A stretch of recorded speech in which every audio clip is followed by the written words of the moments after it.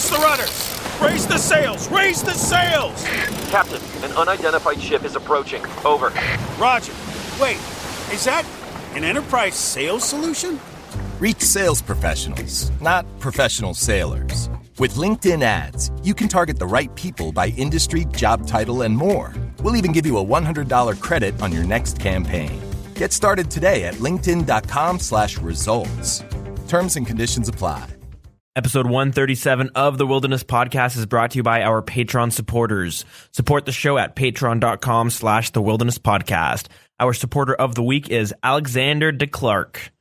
We're also brought to you by Audible. Get a free month and a free audiobook at audibletrial.com/wild.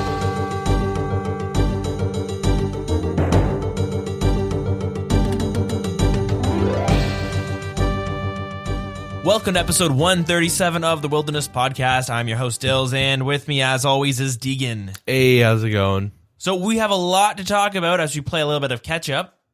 For news, they have summer special of some sorts. I mean, they do this every year, so yeah. Some more PvP improvements, a Song of the Elves progression blog, updates to the Wilderness and the Deadman Mode summer finals, and finally, a blog about the player support. For community chatter, a post of Jagex's financial reports for the end of 2018 with RuneScape 3 and Old School RuneScape combined. A player gets stuck in a free-to-play area where he's unable to escape. We had the Deadman Mode reruns happen on the weekends. We'll talk about that. Jagex removes a bunch of Inferno capes that were obtained illegitimately. And mod events, something that's in RuneScape 3, but not really in Old School RuneScape, and whether they have a place for it in Old School RuneScape. Yeah, did you see anything going on in the community? I know we've been away for like a week, almost 2 weeks now. Yeah, you pretty much hit like all the ones I was thinking of. Perfect. All right, well then let's just get right into it. So what have you done in the past while? Work. Just work, eh? Yeah. That's fun. I had like the past 11 days, I had one day off, and then we were like doing yard work and stuff. Right. That was fun. So yeah, that's pretty much it. Just like a lot of work. I really don't have much to talk about, really, I guess. Like, I haven't been on RuneScape too much. I'll jump on, like, mobile and, like, talk to some of the wild boys. But, other than that, like, not really gaming right now. Just kind of doing other things. Cool. That's that's not a bad thing, right? Yeah. What about yourself? Kind of the same. I haven't got too much RuneScape in. I was on for the past couple days just doing fishing on my pure and on my main. I got 90 fishing on my main, but I'm feeling kind of tired of it. I haven't been playing too much RuneScape either. I've been busy with work and stuff because I got this second job now, which, I mean, I'm not working a whole lot there. I'm working for this one radio station where I get to go to like events and stuff. And I'll be honest, I haven't had my first shift yet. It's actually coming up on Saturday, but I don't really know what I'm supposed to be doing. I know there's like social media and whatnot, but I'm going to figure out on Saturday because I'm going to, I don't know what, I have no idea what it is, but they sent saying, hey, we want to know if you can work. It's a Rolling Stones concert. I was like, hell yeah, that sounds awesome. Hell yeah, I'll get paid to go to that. And they're like, okay, perfect. It's from 7 a.m. till 6 p.m. And the Rolling Stones go on stage at like 7 p.m. So you don't really get to watch the show. You can if you want, but you're not going to get paid for it. Mm-hmm. So I'm like, oh, well, what? I'm going to be there all day. What am I doing then? So we'll have to see. I have no idea what it's going to be about, but it sounds fun. I'm pretty excited.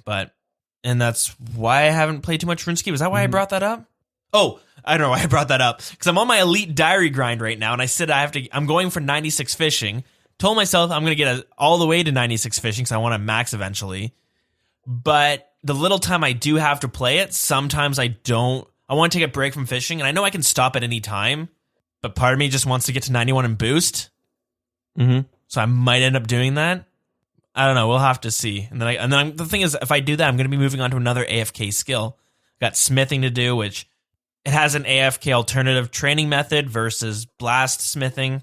So I've got I got a bunch of gold ore and I got a bunch of addy bars to make darts. So I got them both ready for whatever I want to do. Yep. Yeah, we'll see though. We will see. That being said, on my pure, I ended up getting the fishing pet. Nice. Yeah, it was, I don't know how I felt about that, actually, because I logged in, and the pet was following me, and I was like, oh, shit, is that my pet? I'm like, when the hell did this happen? I didn't even notice. But also, I would have much preferred it on my main. Yeah. Like, it's cool, it's on my pure or whatever, but it's really just going to be a fishing bot. Mm-hmm. Yeah, I was like, oh, that's really lucky, but unlucky at the same time, I guess. Still big rats. Yeah, it was exciting, and I got it. I was like, oh, shit, look at that. Yeah. So that was pretty cool. Here I am with like multiple 99s, grinding out a bunch of skills. No skilling pets yet. Yeah, I got two. Sweet.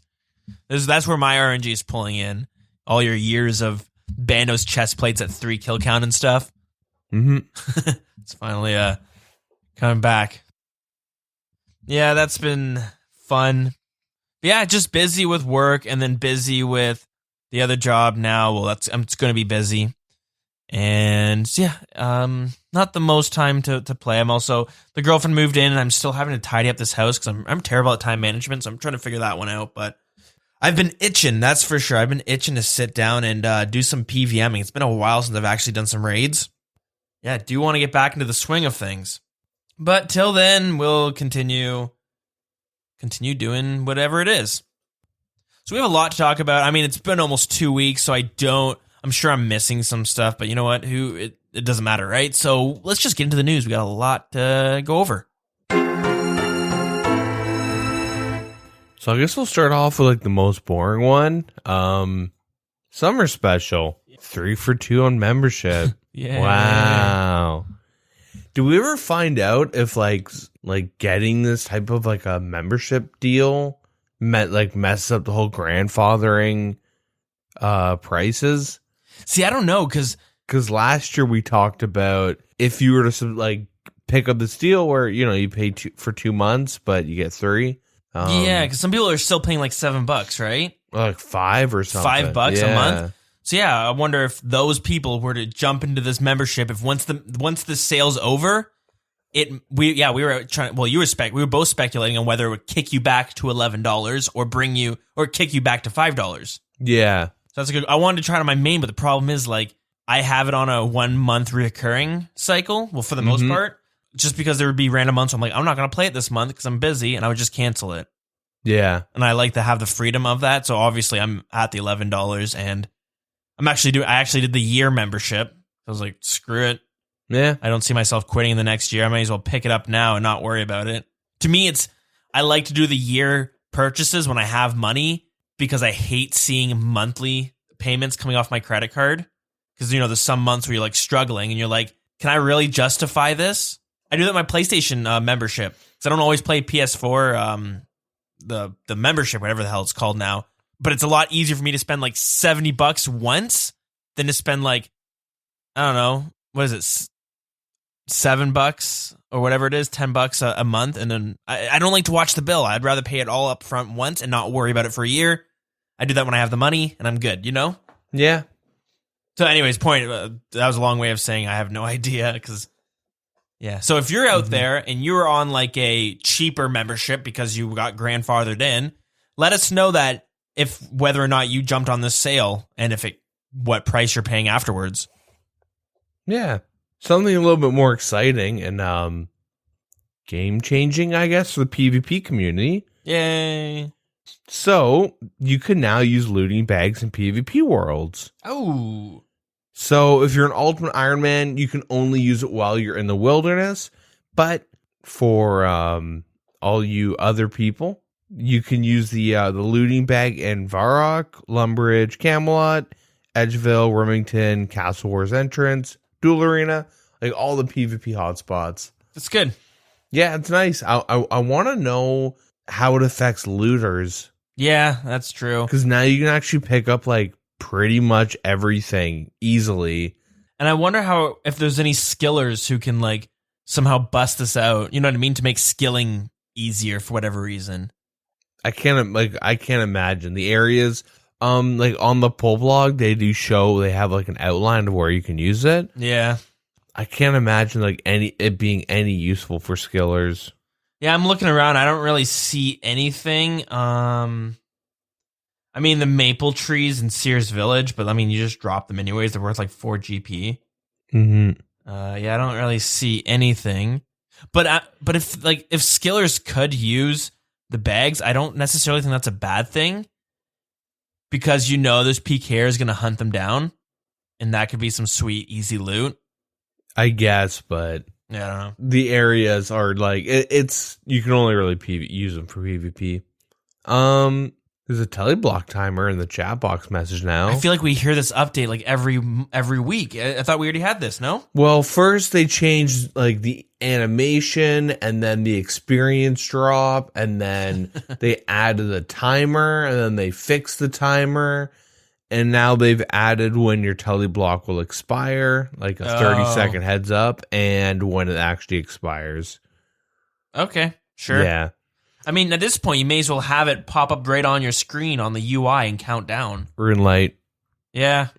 RuneLite does that. But, yeah, like, it's super weird to think that, like, back in the day, it was a little tricky to know if you got teleblocked. Like, if you were, like, inexperienced in, like, PvP, you could call with TBs and be like, well, just to be safe, I'm going to try. Oh. He didn't actually TB me, and he thought he hit me. Cool. Yeah, I'd see that at the Mage Bank all the time with that lever. Because the Mage Bank was a hot zone for PKing for us, well, teams and solo PKers, because it's a solo area. But all like level 100s and higher. And, God, if there was one PvP zone I wish to bring back into the game, that would be it. I had so many good memories of at the Mage Bank. I mean, there's still fights in Mage Bank. It's all clan based now, though. Yeah, but I like the times where like you could go, you and a buddy could PK there, and you could, even if a clan of 5 showed up, you could still kind of manage because everyone sucked. Yeah, and everyone sucked, and it was solo, and there was like they sucked so bad that you could use the webs to like run away. You know what I mean? There's ways to manipulate it, sort of getting people stuck behind shit. Running towards the bats to get aggro off. Yeah, I mean that stuff's still real. It's just people are better, so they added like F keys and like 13 years of experience. So it's like true. And weapons that could hit you for like 70s and higher. I'm not saying it's a bad thing. I'm just saying the field has changed. Mm-hmm. So this one's pretty big. You can now trade tier 10 emblems. Damn. Yeah. And I saw that it made emblems go up in price. Mm-hmm. So to combat with the emblem farming problem, the bounty hunter world is now limited to players with 300 plus total level and 25 plus hours of game time. Good. Because bounty hunter bot farms were a pretty big issue. Yeah. They're probably still an issue, but definitely not as bad as it used to be. Yeah, exactly.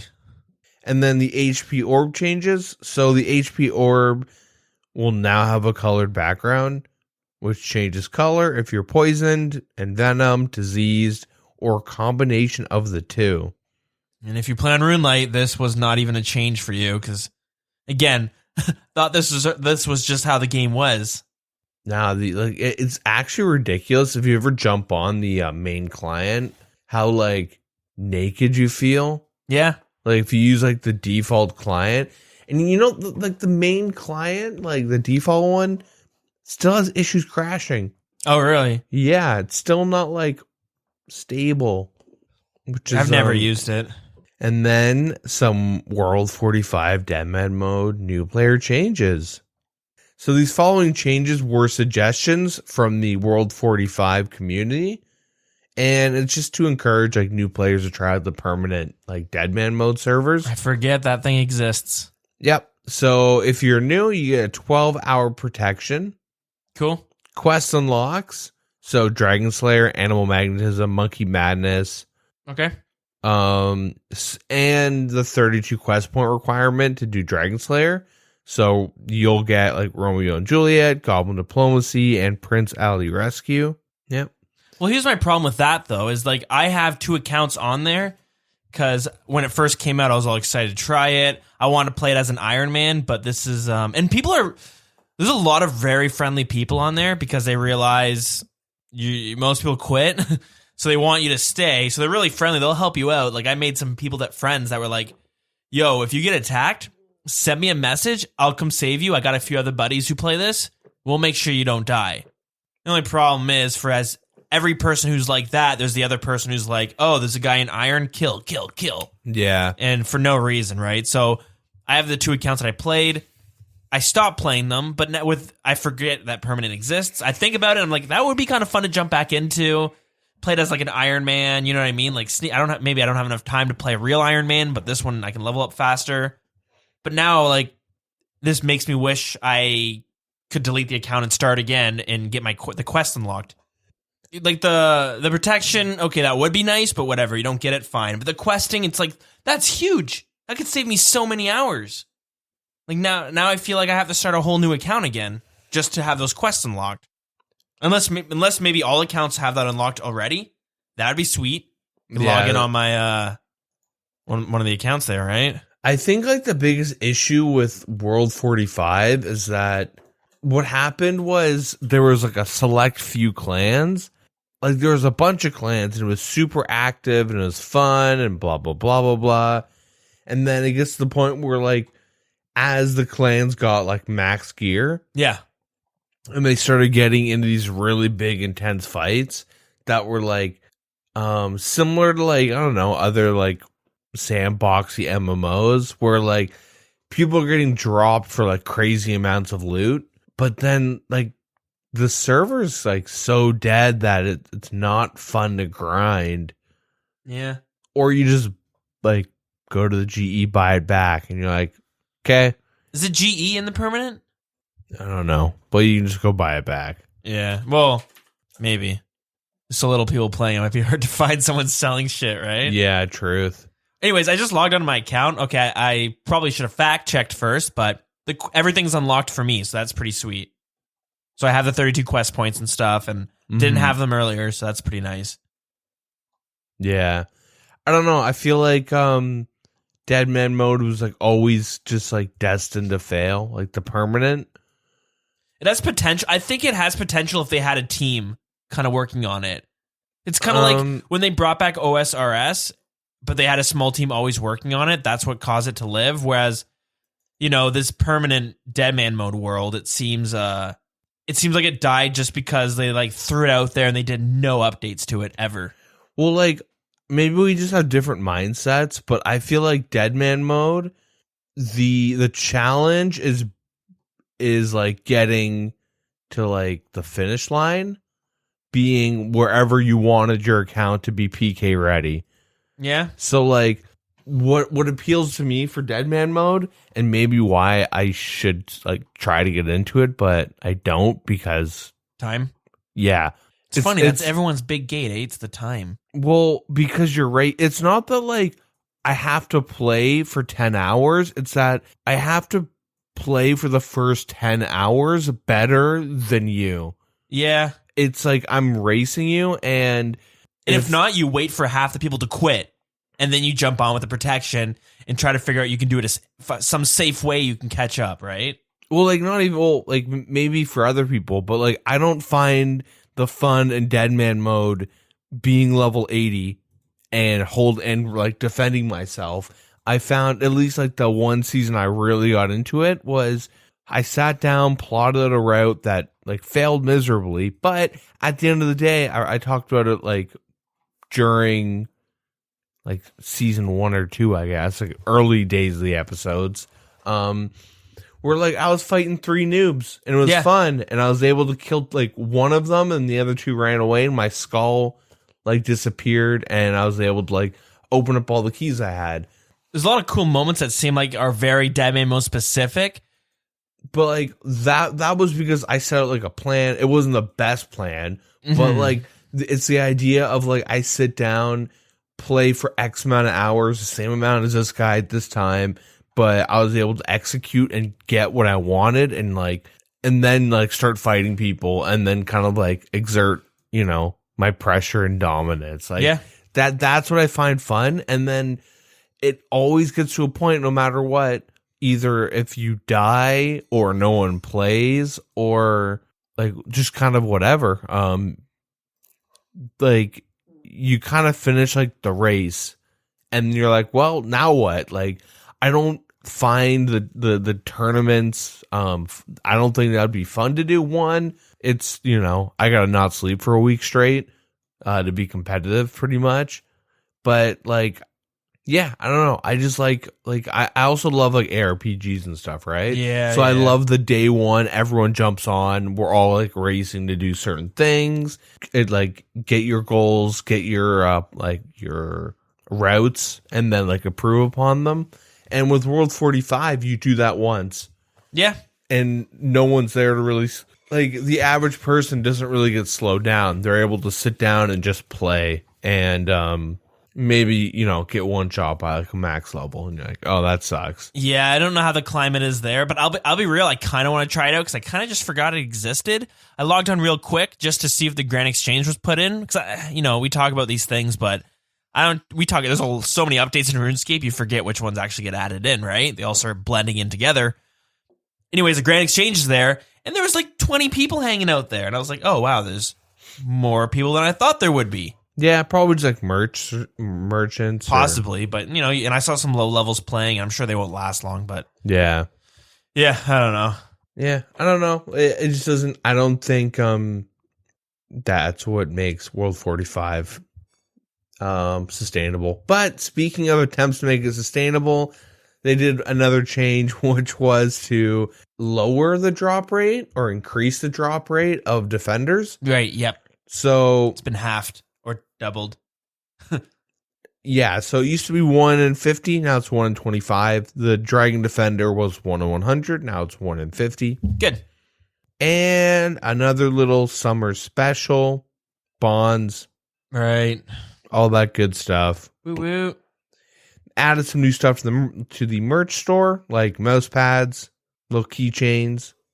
Nice. Yeah, they have a desktop pad now. Desktop pad. Is that what it's called? A mat. And it's, if you remember a while ago, it's like it's the world map of RuneScape, but done in like a very fantasy way. It doesn't look like it's not the same map as the video game world map. It's like the Lord of the Rings version of it. Mm-hmm. Looks very cool. They had a little oopsie with the beginner clues. Scorpions and barbarians were able to drop them in members only. That's bad? Well, now it's free to play. Oh, yeah. Because it was supposed to be, but... Gotcha. Little oopsie. There were players that had stacks of 0 items in their bank called useless key. Sick. Those got removed. I would have loved to have that item. What a fun item that would be. Yeah. But we got a little progress blog on Song of the Elves, so... Cool. Yeah, so the development team decided to talk about, their progress so far with Song of the Elves. They're just, hyping up the content. They always do this. Yeah, it's kind of let us know, like, hey, we are working on it. We're not just, like, trying to figure out what to do with warding. You know what I mean? Yeah. So mods Ed and Lenny are the content developers behind Song of the Elves. So if this fails, we know who to blame and who's going to leave Jagex. Perfect. Yeah, perfect. I'm always looking for someone to blame. You know me, so... The whole community's doing that. Yeah. So Mod Ed has 3 roles. He's the lead designer behind the quest, as well as some of the city, like the content within Priptonez. He's also the main content developer working on the quest, while Mod Lenny works on the city. I'm assuming the architecture, like the actual layout, all that good stuff. Lastly, he's the team leader of the team working on the Song of the Elves. The team consists of 2 content developers, 4 artists, 2 audio designers, 1 QA analyst, and and then there's contributions being made from other members as a whole. So the overall structure of the quest is in place, and most of the combat and dialogue is complete. They just have to do puzzles and cutscenes, and Mod Ed is working on the main puzzle for the quest. Yay? Should I be scared? Well, oh, it's got a little Morning's End Part 2 vibe from the picture they show. I see lights. Oh, yeah. I see lights going in 4 directions. Oh, God. Remember how I talked about when I did Morning's End 2? And I was like, how did the first person ever complete this? Yeah. God, we get to do it day 1, don't we? Yep. So they say previous quests in the series are known for their challenging puzzles, and this quest will be no exception. Oh, man. Without giving away any spoilers, this is one of the most challenging puzzles we've ever created in Old School. I really don't know how I feel about that.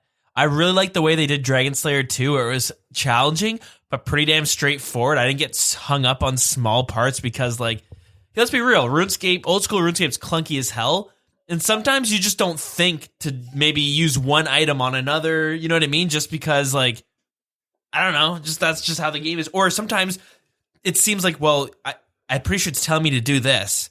And it's like, well, no, the game engine can't actually handle that, so we had to make it do this instead. You know what I mean? Yeah. Dragon Slayer 2 is straightforward. I love that.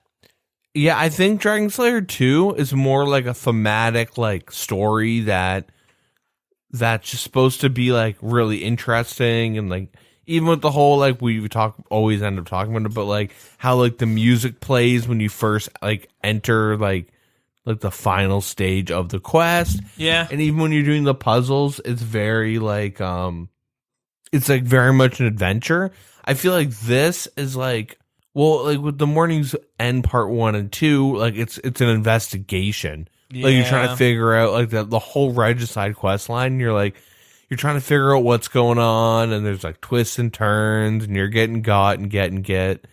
Like, I don't know. I think it's kind of cool that they're, like, looking at different aspects of questing. Like, if they just make them all cool, funny, interesting, memey, like, type stories, like, everyone holds spacebar anyways.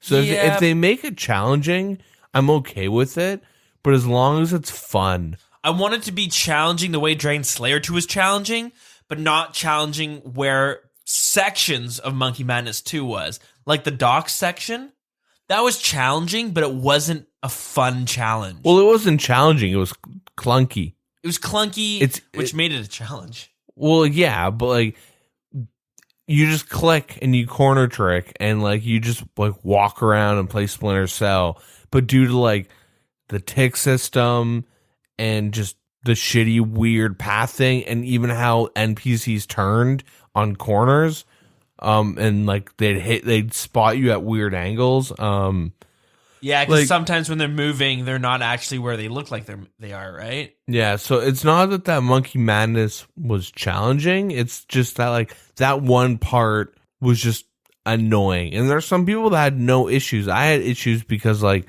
I'm just impatient, but I had issues too, and then it was getting late at night, and I was like, it's like 2 a.m. I'm like, Christ, I just want to finish this one part. I don't want to quit halfway through.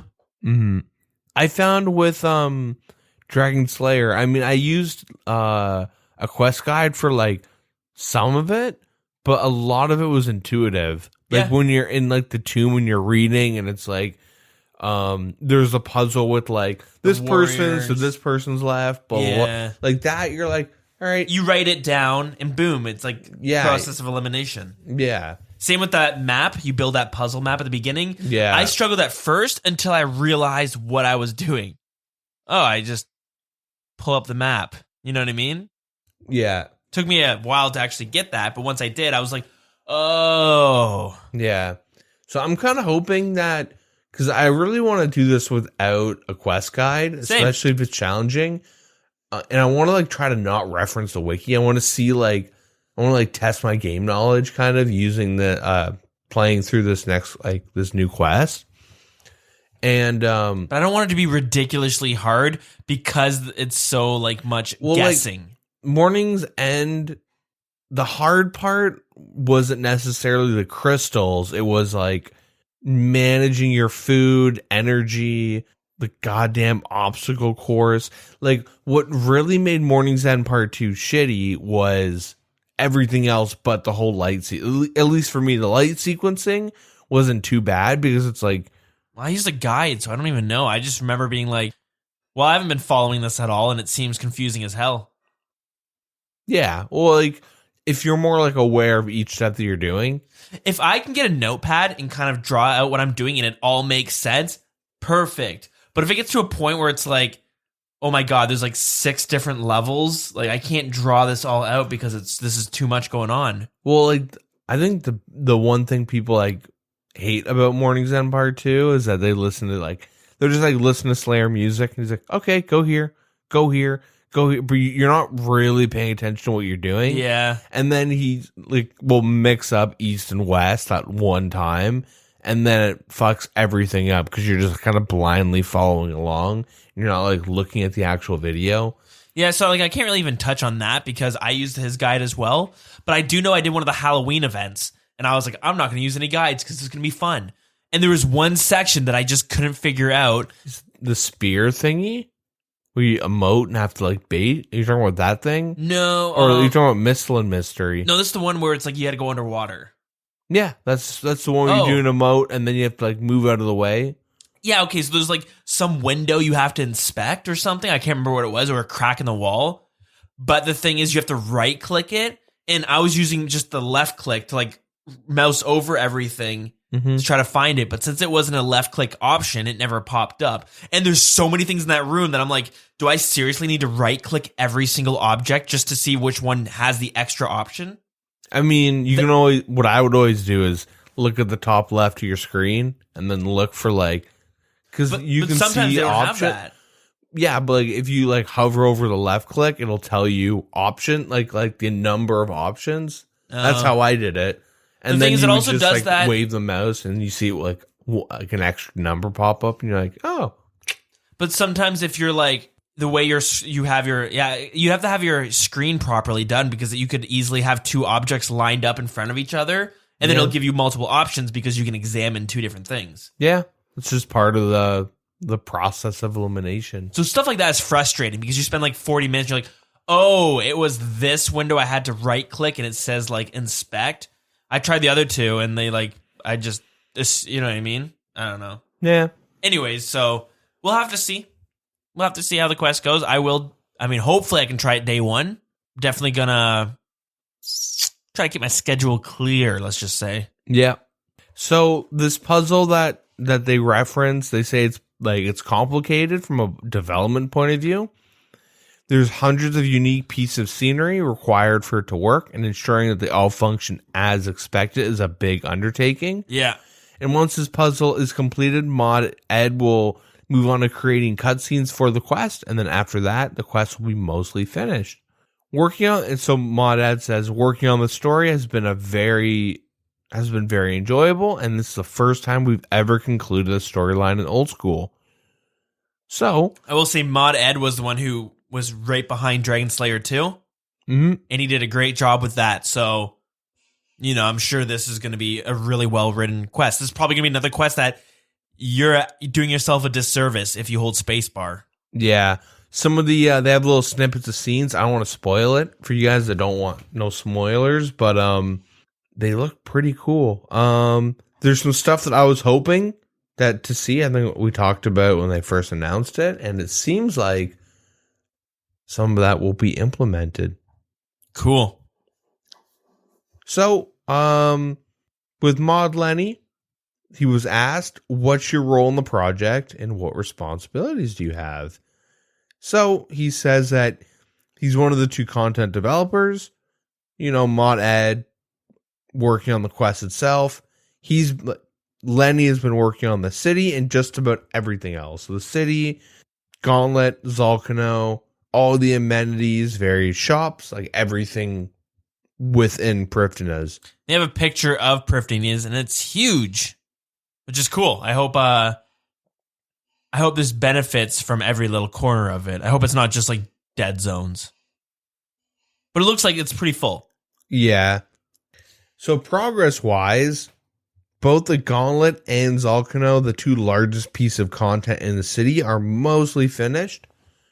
The only exceptions are just some final bits of feedback from internal and external playtesting, and as well as little bits and pieces to just kind of polish them off. The city itself already feels alive, and as the city should in Old School, the majority of the rewards are also in place. So I wonder, because it's a new city, will NPCs have a schedule type thing where you can see in Zaya, certain NPCs have routes they walk, even little things in the dig site where the dig site workers have little routes, and it makes the dig site feel like very alive. Yeah, sometimes you have to talk to someone. It's like, he can be here, here, or here. Mm-hmm. Like, oh, great. And you'll have like little workers just kind of moving, doing like their job. Yeah, I love that stuff. Yeah. And I hope they have a ton of it, because it's little things like that add a lot to the game that you might not necessarily notice until it's not there. Yeah. You go to a world or a city that's just static, and you're like, huh, true. So currently what he's working on is the second song of the Elves. Sorry. So when asked, what are you currently working on? He says, right now I'm working through some of the things that were offered in Song of the Elves poll. So crystal implings, divine potions, the crystal tree, all that good stuff. And, constantly acting on the feedback for work done earlier in the project. And they have a cycle where they ask other members of the team to play around with every increment of the project, and then they give feedback.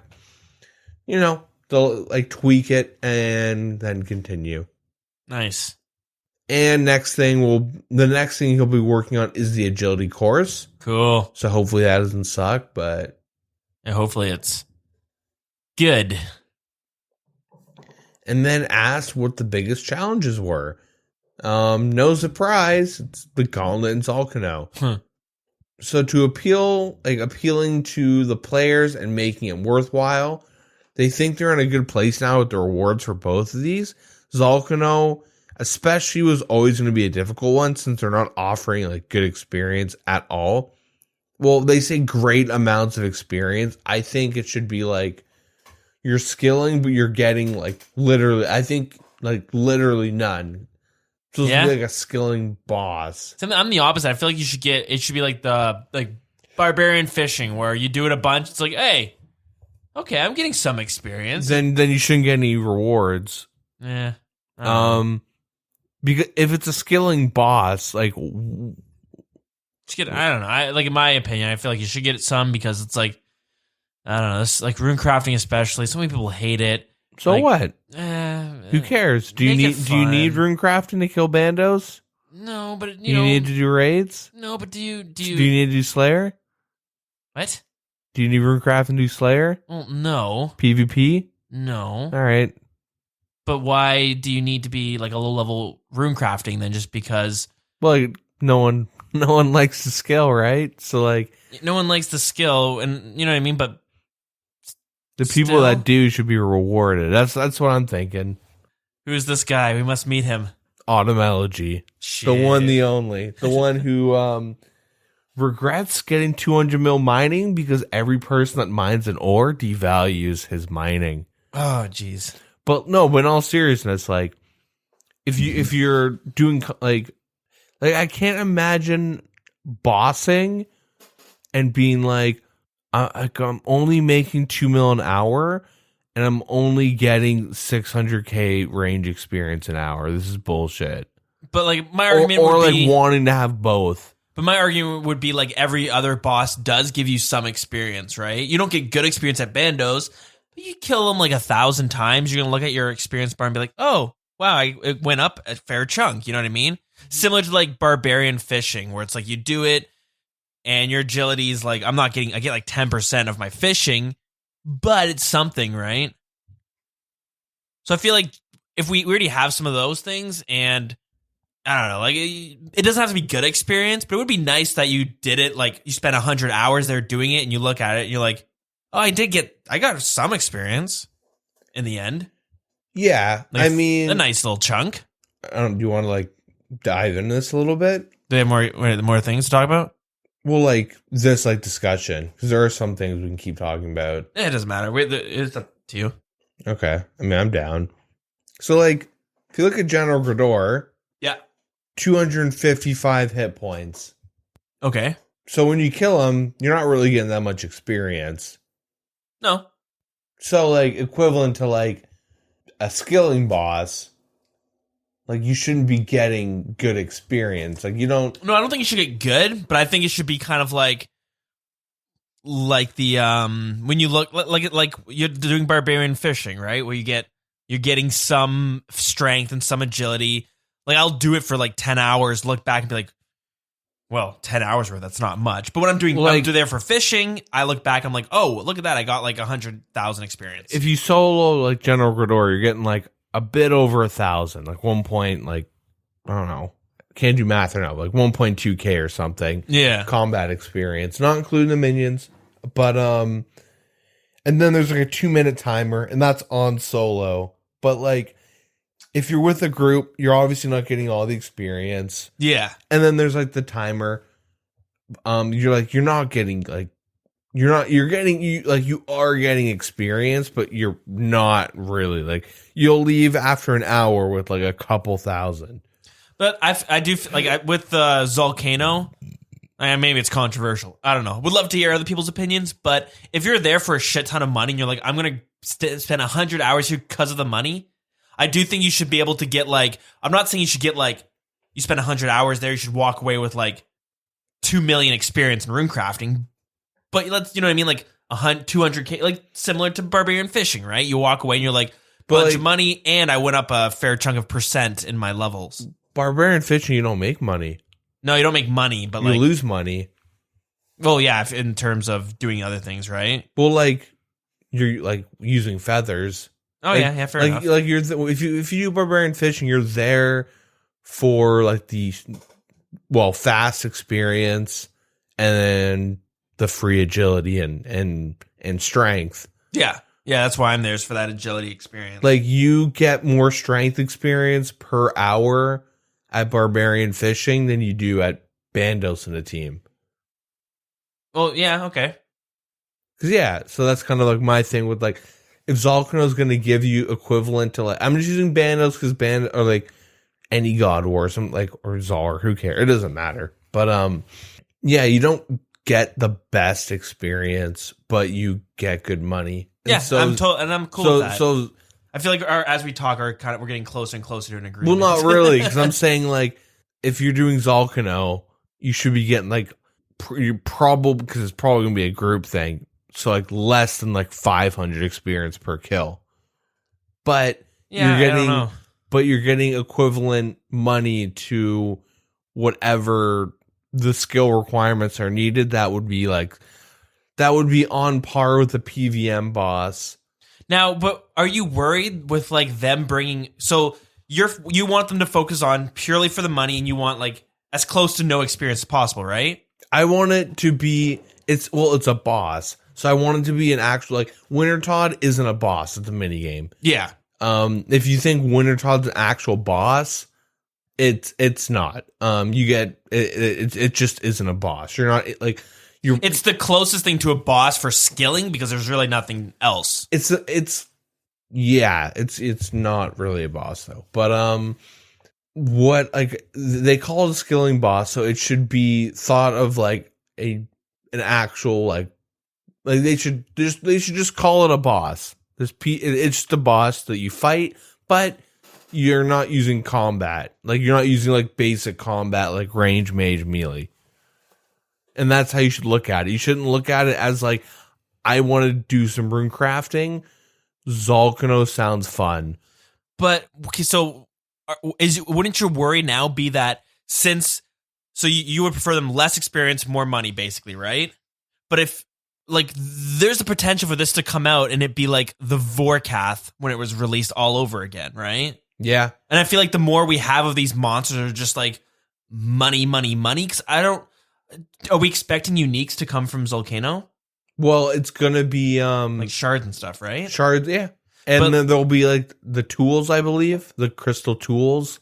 Which, can you get those from the Gauntlet as well?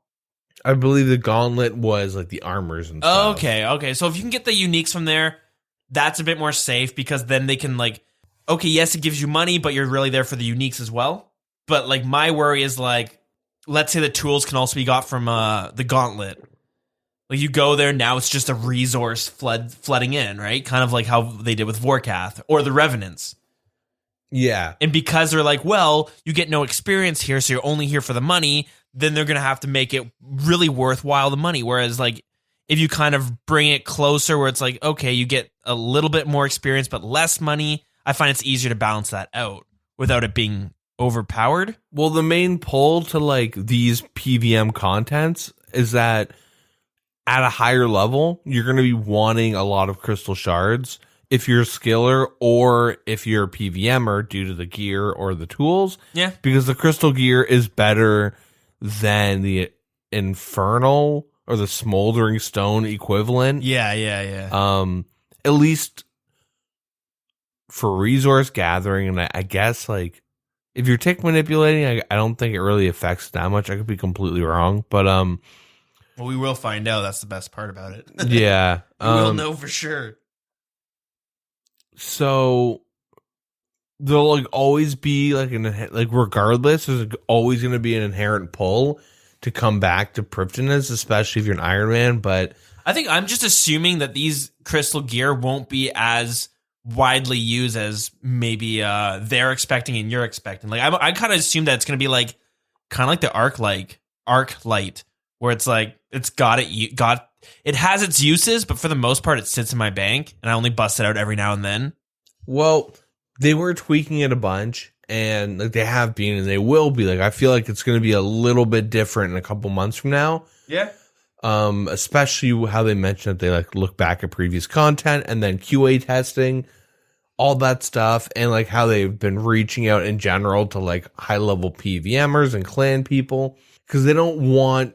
The last thing they want is the crystal gear to be overpowering, or like not overpowered, but like overpowered. Like if the crystal gear became like void, where like it's, you know, if you're learning raids, you bust out void, you're learning Tob, I guess both raids, you're busting out void, you're doing Vorkath, you're busting out void, you're learning Zulrah.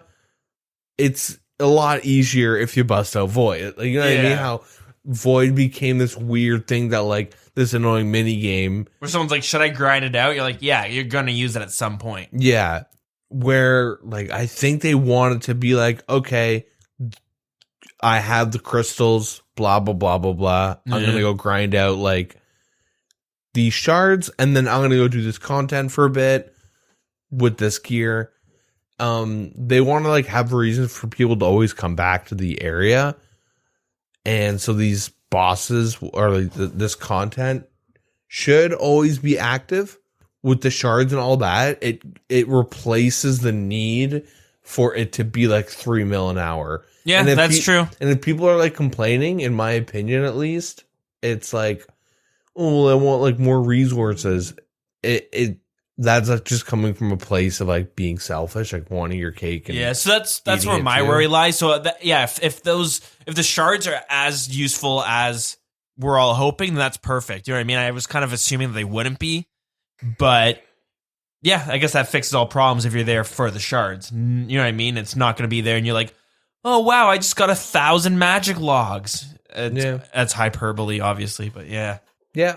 The one thing I do want to say, I don't want it to be such good money, like doing Zolkano, that you're like, I'm going to do 3 hours of Zolkano, get like 8 mil, and then pay a bunch of runners for lavas. Yeah. And have it balance out like that. That's like the last thing I want. Yeah, that's true. Yeah. Anyways, we'll move on. Because that could lead to problems down the road. Yep. And we're seeing it with we see it with Vorkath, Revenants. How PVMs affected Bibles and like out prices of all that stuff. Yeah, even stakers, they're like, well, what I do is I go to Zulrah for an hour and then I go stake it all. Yep. And back to Zulrah for an hour and stake it all. All right, what else we got in this dev blog here? So, what is the most enjoyable thing you've worked on this project? Currently, Mod Lenny enjoys the Gauntlet. Cool. Yeah, long journey, all that good stuff. He just says it's very worthwhile seeing people come in and test it out, the feedback, the whole process, and he's been very excited. Yeah, they have a little picture of it. Looks kind of like Chambers of Xeric mixed in with Dungeoneering, I'd say. I'm biased, but I love the color scheme. Yeah, it's cool. It's a dark blue with teal. It's like a cyan, teal, whatever. Navy, and then like blacks and grays and stuff like that. Teal's, you call it teal if you played StarCraft. Yeah. And then cyan if you're just straight RuneScape. Yeah. or Cyan. Cyan. Whomever. Yeah. And then with the artists, so we have Mod Ghost, West, Gee. Is it Gee or G? I can't remember. G. Okay, we're calling Sounds her G right. from now on. And Rye have all worked on the graphics for Song of the Elves. Yeah, they have a little picture of this like crystal dog looking thing. It reminds me of, is it Eclectic or Electric, whatever, from the old Pokemans from Sapphire? Sapphire is when I start forgetting the Pokemon. I was going hard up to Crystal. Well, the first 2 generations I know. Yeah. It looks like one of the legendary dogs. The blue one. Suicune? It's the one that's on Pokemon Crystal. Legendary dog. I know who you're talking about, but no, I don't agree. Yeah, it's I know who you think. Look up like Eclectic or something. Pokemon. I gotta figure out what's this Pokemon's name. It's Suicune. Suicune. Is it Suicune? Yeah. Okay, Pokemon Eclectic Or Eclectric or some shit. Look up like Pokemon Sapphire. See, I even know where you can catch it. Yeah, right near the bike. Latias? No. It's not sure? legendary. It's not. I know who Latias is. Couldn't find it, but the one you found was wait, there it is. this Manectric. Yeah, there it is. I knew it. I feel like a big old boomer. Doesn't really look like it. Wait, let me compare. This is When great. he's in like fighting stance. This is great audio content. God, I want to play Pokemon again. Anyways, what else we got? What has Mod GL been working on? What else? Well, it's like Mod Ghost was like modeling and doing all that stuff, the environment, all that good stuff. He's always kind of doing like the main aesthetics. Yeah, it he's seems. like the guy in charge. Yeah. The Crystal Hunlift, the final challenge in the gauntlet. I feel like everything is so over designed. It looks good, but like I like it. that screams RuneScape 3. Yeah, I mean, but It does. Like even like why does he have like a neon? Is he a car? He's got like a neon lighting under him. well, maybe he's reflecting, right? Because he's a crystal. I like it. I like the over designing because I mean I don't want a boss that's like very under designed. You're like, oh, that's kind of meh. You know what I mean? I want something that's like exciting. You know, like a lot of the bosses are, you could argue, are over designed, right? If you look at Calfight Queen, if you look at like the Bando, the God Wars people, you know. Well, there's that one famous guitarist. I want to say like Steve Vai. Is that his name? He is a famous guitarist. I always get him and Alex Valle. I mix their names up. Alex Valle, like Street Fighter guy. Oh, true. He's like an old. So similar too. He's like an old man that like shredded Hugo in Street Fighter 4. But They're the same person in the end.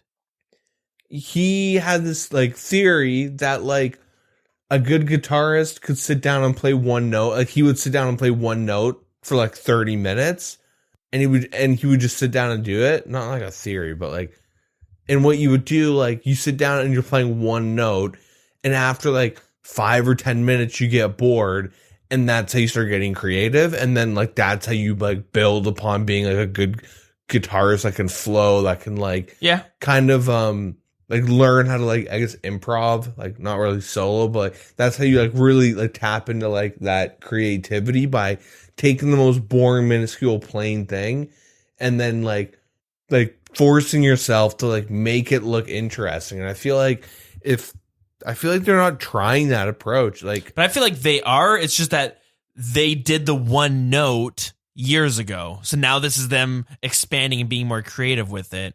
You know what I mean? Because if we got something that like kind of looked like a different version of like an Ice Warrior, like people they might be like, that's kind of boring, right? Well, yeah, it's not like you can be creative and still be plain. Like think of another song on YouTube though, Brushy One String, Chicken in the Corn. No idea. It's a sick song, but the dude's like playing guitar with one string. And he's doing like 3 notes. I mean, he's doing like some scatting and stuff and good singing. And his boys are backing is him he up. scatting? But like you don't need to like kind of show off these like crazy artistic tools and all these like cool like little. But if you have the ability, what's wrong with that? You know what I mean? Like, Well, that's like, the issue is that like it's starting to not really fit the theme. Like, I don't know. imagine you had like a log cabin, and then like you're like, oh, I want to add a second floor, so you hire this architect, and then it's just like the second floor is this crazy structure with like all these like it's an open room concept with windows in it, and so like the first like floor, the ground floor is like nice like Abraham Lincoln log, and then the second floor is like, or I guess first, depending on how you want to look at it, but is like they both look good, but they don't match. Like it's like different eras, and then it kind of conflicts. Where like that can be good when it comes to like pieces of armor that like flow through the game, where you see a guy running around Din's Bulwark, and you're like, with the Din's Bulwark, and you're like, whoa, that's really cool. See, I would say and that's then you're fairly like, simple. You know what I mean? Really? You think a Din's Bulwark compared to like all the other gear in the game? Well, it depends what you're comparing it to, but like Tazar, like the Tazar shield and shit, that stuff would be closer to design. You know what I mean? That thing came out, what, 2004? Well, so 2005? what I'm saying is, if you see someone running around with like a rune, okay, how about this? You're running around like in full rune, Yeah. and you're like, okay, that dude looks pretty cool, and you're like some noob in like bronze with chain, like you're like a noob, right? Mm-hmm. And then you see a dude running around in full obsidian, like full Tazar outfit, you know, with the shield, every piece of gear, and you're like, this guy like looks super cool, and you're like, yeah, check it out. Like, I don't think obsidian's over designed, but like you're like, you're like, the rune is cool, it's my gear, but it's like, I know it's better and the color's different. Yeah. But the Tazar outfit is so like unique that it makes me want to play and grind out and strive for it. So like, and that character's moving through the game, right? Yeah. So I think that's okay. But when it comes to like stagnant piece of content where like you go from one city to another, and like comparing Zaya to like this land, like Zaya, I'd say Zaya's a little over designed. Yeah. I think a lot of it's because it's stagnant content. Like the bosses, like they just kind of like look so much more than they should. Like Dusk and Dawn, I think look really cool, but you compare them to a normal gargoyle, and you're like, how the hell? Like they're related because they did a really good job on the art, but like that is like, there's also a boss that's on too, the right? line. That's like once you start passing that point, which I feel like a lot of the new piece of content have been, it starts being like squirrely. Like the skeletal mages and Xerix aren't over designed, but they're taken from another quest. Like they're an old design. They're nothing new. yeah, right? and it fits perfectly though for the themes, but for everything. It's also because we only see that one design in whatever quest like one time. What about Mutadiles though? Yeah, Mutadile's fairly simple. They're pretty simple. Like Tecton, he's a little like, he's not overly designed, but they push the boundaries to a good point. If they like, I feel like if they were to redesign Tecton now, he would like be 2 times bigger with like shards coming out of his back, and his anvil would like, it would say like Ironside sponsorship, you know, PC, is it Ironside computers? Yeah. He'd have that on his hammer. Like I feel like it would be like, just they're like kind of always trying to one up the art, and it's like getting to the point where like I'm pretty like. So when you look at Theater of Blood, you think it's like it's not appealing to you because of how over designed it is? Because those bosses are some of the most designed. I would say most well designed, but like that's it is opinion. Also like extremely hard content, but it is like Verzik does feel like, well, I like Verzik, but the spider kind of feels a bit much. The Nihilocus I do kind of have a problem with. Those are like the most simple ones, eh?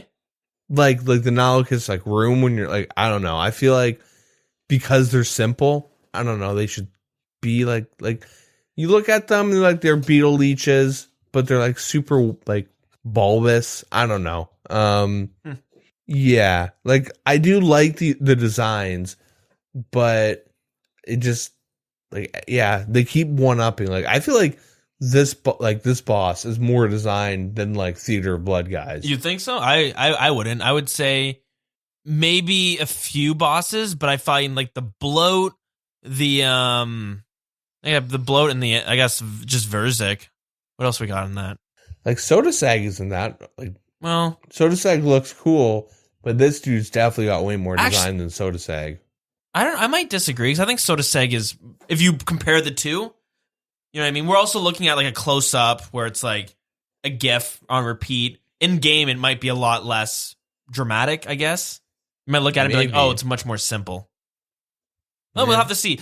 I think if it fits if all of it fits, and then like I have no problem with it. Like Theater of Blood, it's all like the same design. Everything about it has like the same theme, and it works. And I find the same thing with this. It's supposed to be crystals and stuff, so if you can make it all kind of fit, then I'm not going to even question it. Yeah, I want it to look cool. I guess it makes me wonder about the aesthetics that will segue up to this final boss. Yeah, true. But yeah, it's just my opinion. We can move on though. Yep. So, what is your focus? Sorry. Ma G took some time to talk about the graphics, so she'll give her opinion. But what has been your main focus as an artist on the Song of the Elves? And it's been creating elves for the players to interact with, both inside and outside of Priptonez. I know she's done a lot of remodeling through Twitter and stuff. The progress has been coming pretty good. I've seen like a lot of differences and a lot of changes to the elves as they've been developed, and it's pretty interesting. I would like more 3D models, but like from Twitter when you get little snippets. Like she is very like open to criticism, and like you'll see her do like little redesigns and all that. So it's nice to see. Yeah, we saw that with, we're going to talk about that in a minute, but the crystal armor design. Yeah, the first issue she threw out there, it looked pretty bad. Yeah, and they've been completely revamped, and now they look pretty cool. Yeah. So like right now, when it comes to the art, a lot of it's concept. You know what this reminds me of?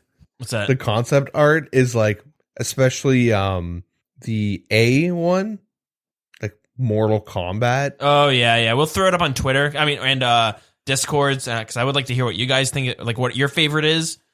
I can see the Mortal Kombat-y part of it. Like kind of looks like Sub-Zero, right? Yeah, just like very. I do like. Looks honestly, cool though. It's refreshing because every other design has been like blocky. Yeah. And like it's like let's wear see-through clothing, and you're like it's like not clothing, sorry. It's glass armor. And you're like, okay, what is this, Skyrim? I do prefer these concepts much more. And then what is the most enjoyable thing? And she's enjoyed Lady Heffen and Lord Ireworth. And designing that is fun. It's frustrating. And Lord Chris? Yeah. Christ? It's missing a vowel. Chris? Well, sometimes why? Yeah. It should have a more a less flaky vowel. Yeah. And it's like, when is it not a vowel? When there's another vowel. That's it? Like A-E-I-O-U, and then Y is like, we don't have a vowel, so it's Y now. I think they changed it. I'm pretty sure Y is always a vowel. So like they? The word they would be the?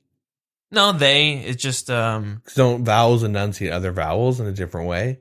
That one does, right?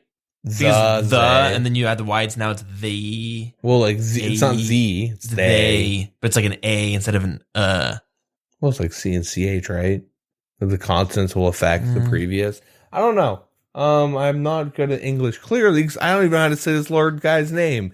So Cruise. But I will complain, this dude's like ripped straight from WoW. What the I was fuck gonna is say, yeah, this? it's like a druid. Yeah. But hey, you know, elves.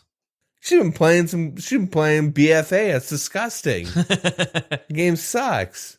Anyways, I'll move on because it's like a woodland. You know what? Yeah, whatever. It's like a forest elf. Or wood elf. A druid. Yeah, she's gonna turn into some bear and. I don't think it's like.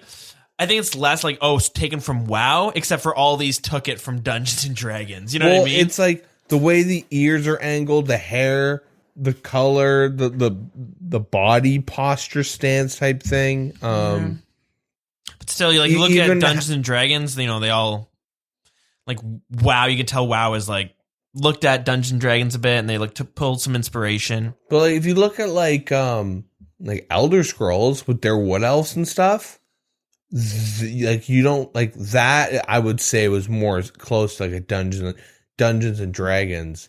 Like this looks like a druid. Yeah, and that's the whole point, I guess. But we also like he's Lord Creerwas, whatever. He's not some random citizen of the city. He's a dude that's like, yo, I'm probably can do a lot of magic with nature and stuff. Do we have the lore on this guy? Not yet, but we will. So if the lore is like he's part tree, then I can dig it. But like we have druids, and they're very much like a religious.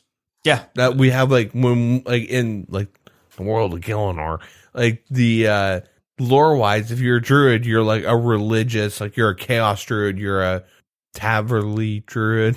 Yeah, I don't know. Well, but, the druids like they worship Gothics, right? Yeah. Whereas like elves, they're more on Saren. There's a god Saren that the elves worship. And is Saren a tree? Saren is closer to Gothics than any of the other gods. Is there going to be a Deku tree that gets sick?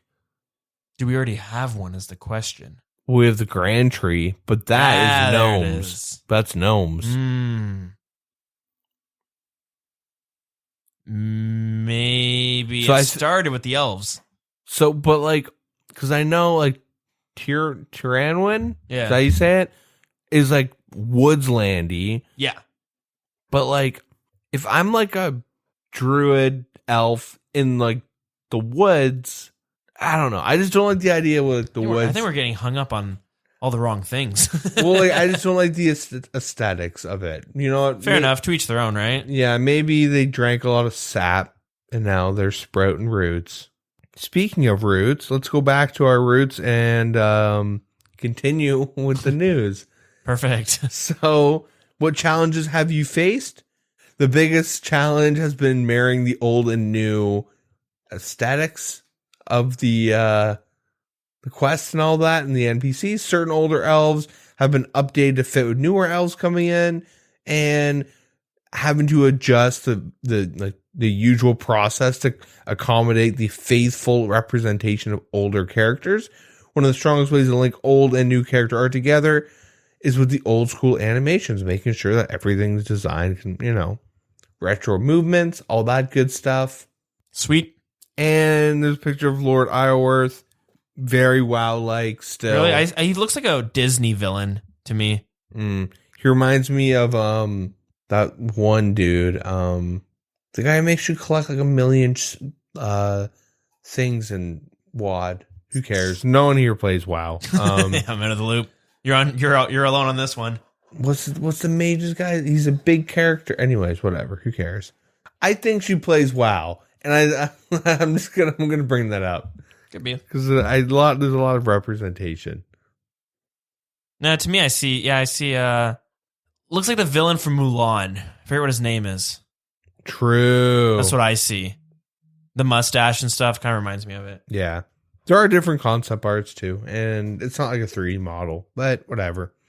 So, Mod West, his involvement with the Song of the Elves is more of a side role than previous large-scale updates.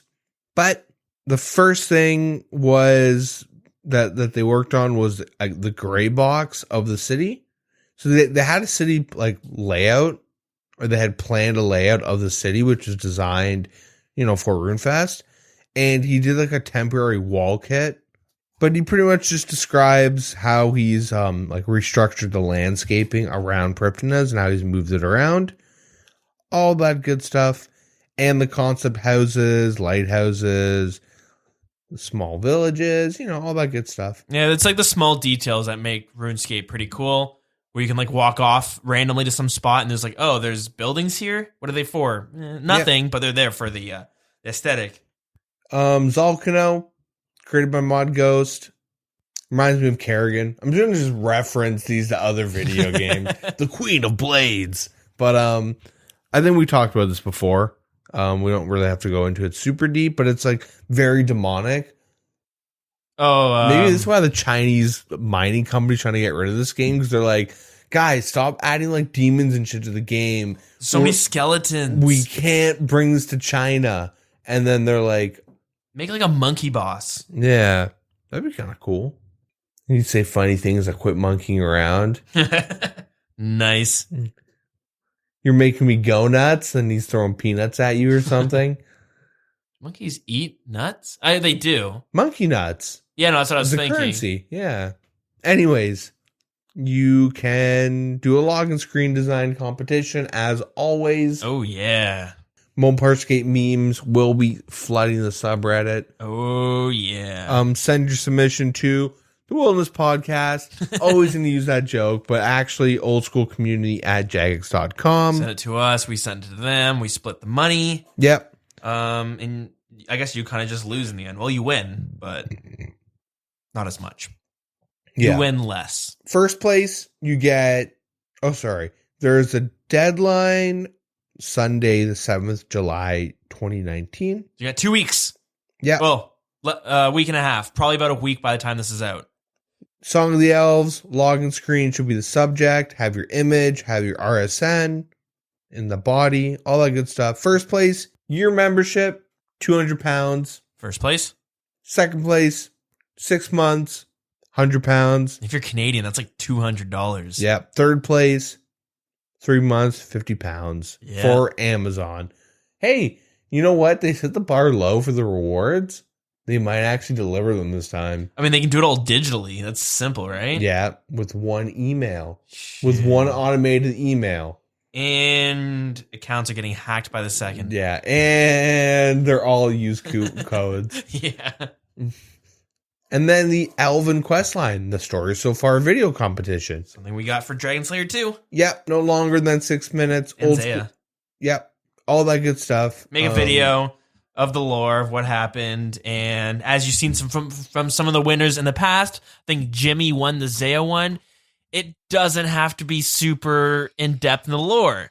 You can really just make it comedy-based and hit points, right? Yep. So you don't have to, you can just come up with a unique idea, and there's a good chance you could win. Yep. Some people might be like, well, I don't know the lore, I don't feel like doing the research. Well, just know the key points. Yep. And then think of a cool angle.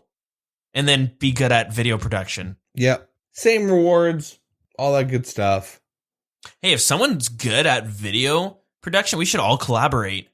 And then we can split like the $200 voucher between like everyone. $1 each. You get one separate Amazon account, but then you look at the history and like who the hell bought like 4 liters of Astroglide? Is that lube? Yeah. Nice. And a bucket. Nice. Adult diapers and Astroglide. That's where all the money's going to. Oh, boy. Oh, there's another competition. Yep. Fastest completion of the gauntlet. Bam. Cool. So that's going to... what is it? Once it has launched, we'll be tracking the completion times. We'll be keeping a close eye on who's completed it fastest and the top 3 players in the first 2 weeks. So you have 2 weeks once it comes out to be the fastest to complete it. Yep, not the first, but the fastest. Yeah. That's my motto.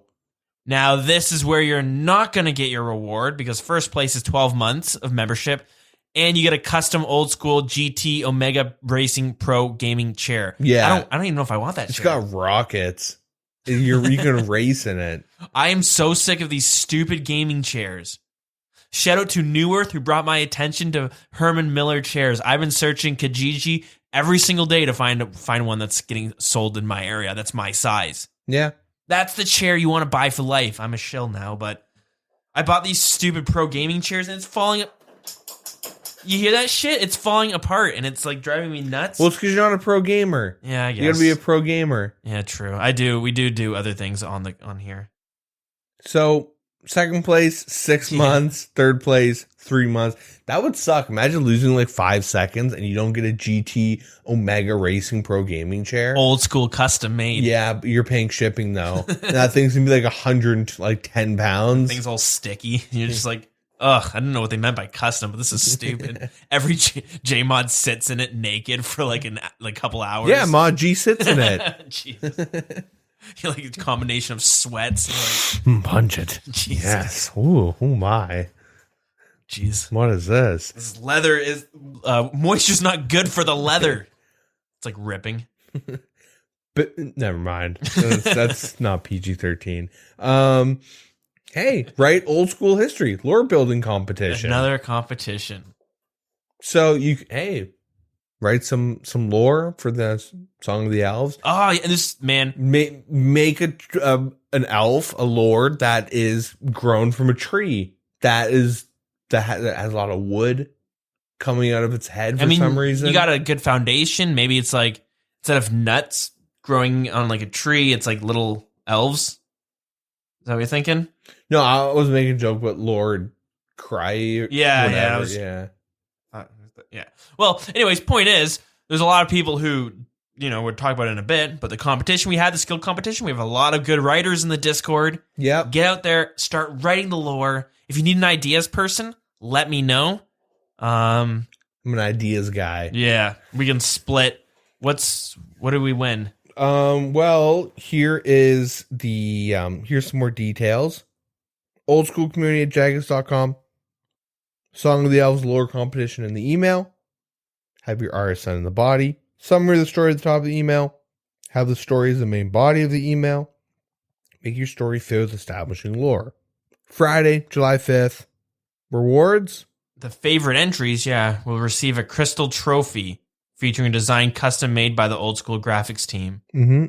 So again, probably something you're not going to get for like 3 years. Yeah. I mean, King of Skill winners are still waiting. Are they? Oh, yeah. And beforehand. If they have trouble sending mouse pads, how are they going to send trophies in the mail? Yeah. That's true. Anyways. Come pick it up at RuneFest. Like, fuck. It's the most expensive trophy. It's the most expensive prize I've ever won.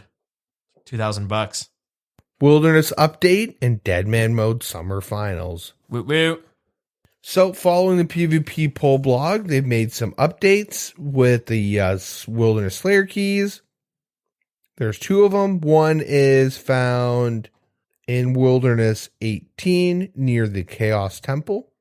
And then the other one is like all the way at the top of the wilderness near the Agility course. Oh, yeah. Cool. Way up there.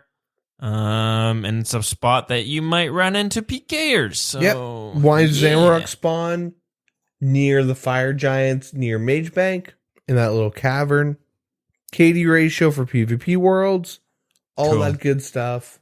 And then the summer finals. I didn't watch the final hour. I just didn't care for it to be. It just didn't feel like legitimate. I did watch it. What else do we have to talk about here? Let's talk about the support, and then we'll jump back to the Deadman mode. Okay.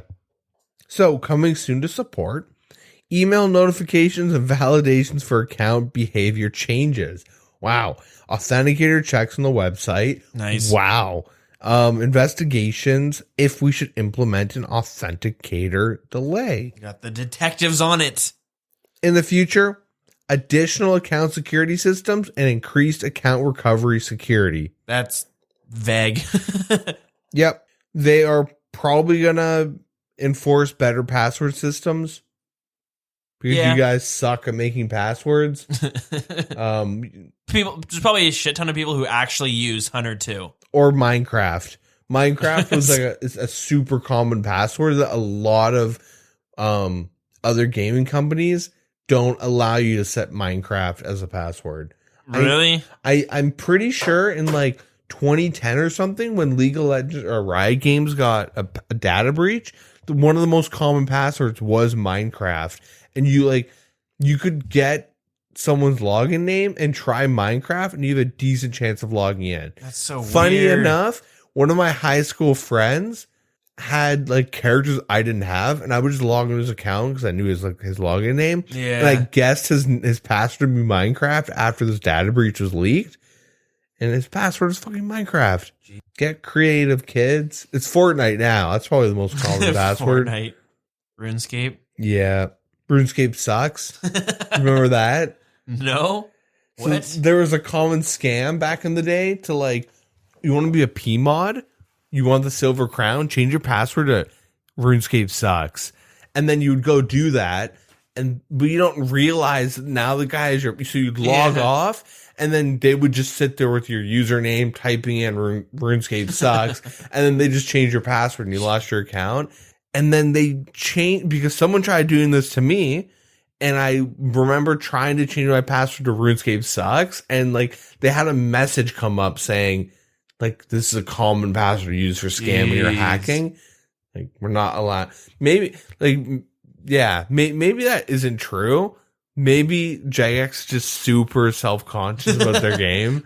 Everyone has RuneScape sucks. Can we do something? Is it ethical? No, it's not, but we're doing it anyways. Yeah. I know when I was in elementary school, like grade 7 or something, I had a friend of mine in my class, ex-friend, and he's like, let's share accounts. So I gave him my password. He gave me his. I logged in when I got home. All my shit was taken. I was like, what the hell? I logged into his account. He didn't even change the password, and all my stuff was there. So I took all the stuff and dropped all of his stuff. You know what I mean? Like, I took all of his everything. And I was like, the next day, he was like, did you hack my account? I was like, you little dick. You hacked my account. So yeah, I hacked your stuff. And he's like, whatever, man. Whatever. I don't care. Those were your friends, man. Like, fuck you.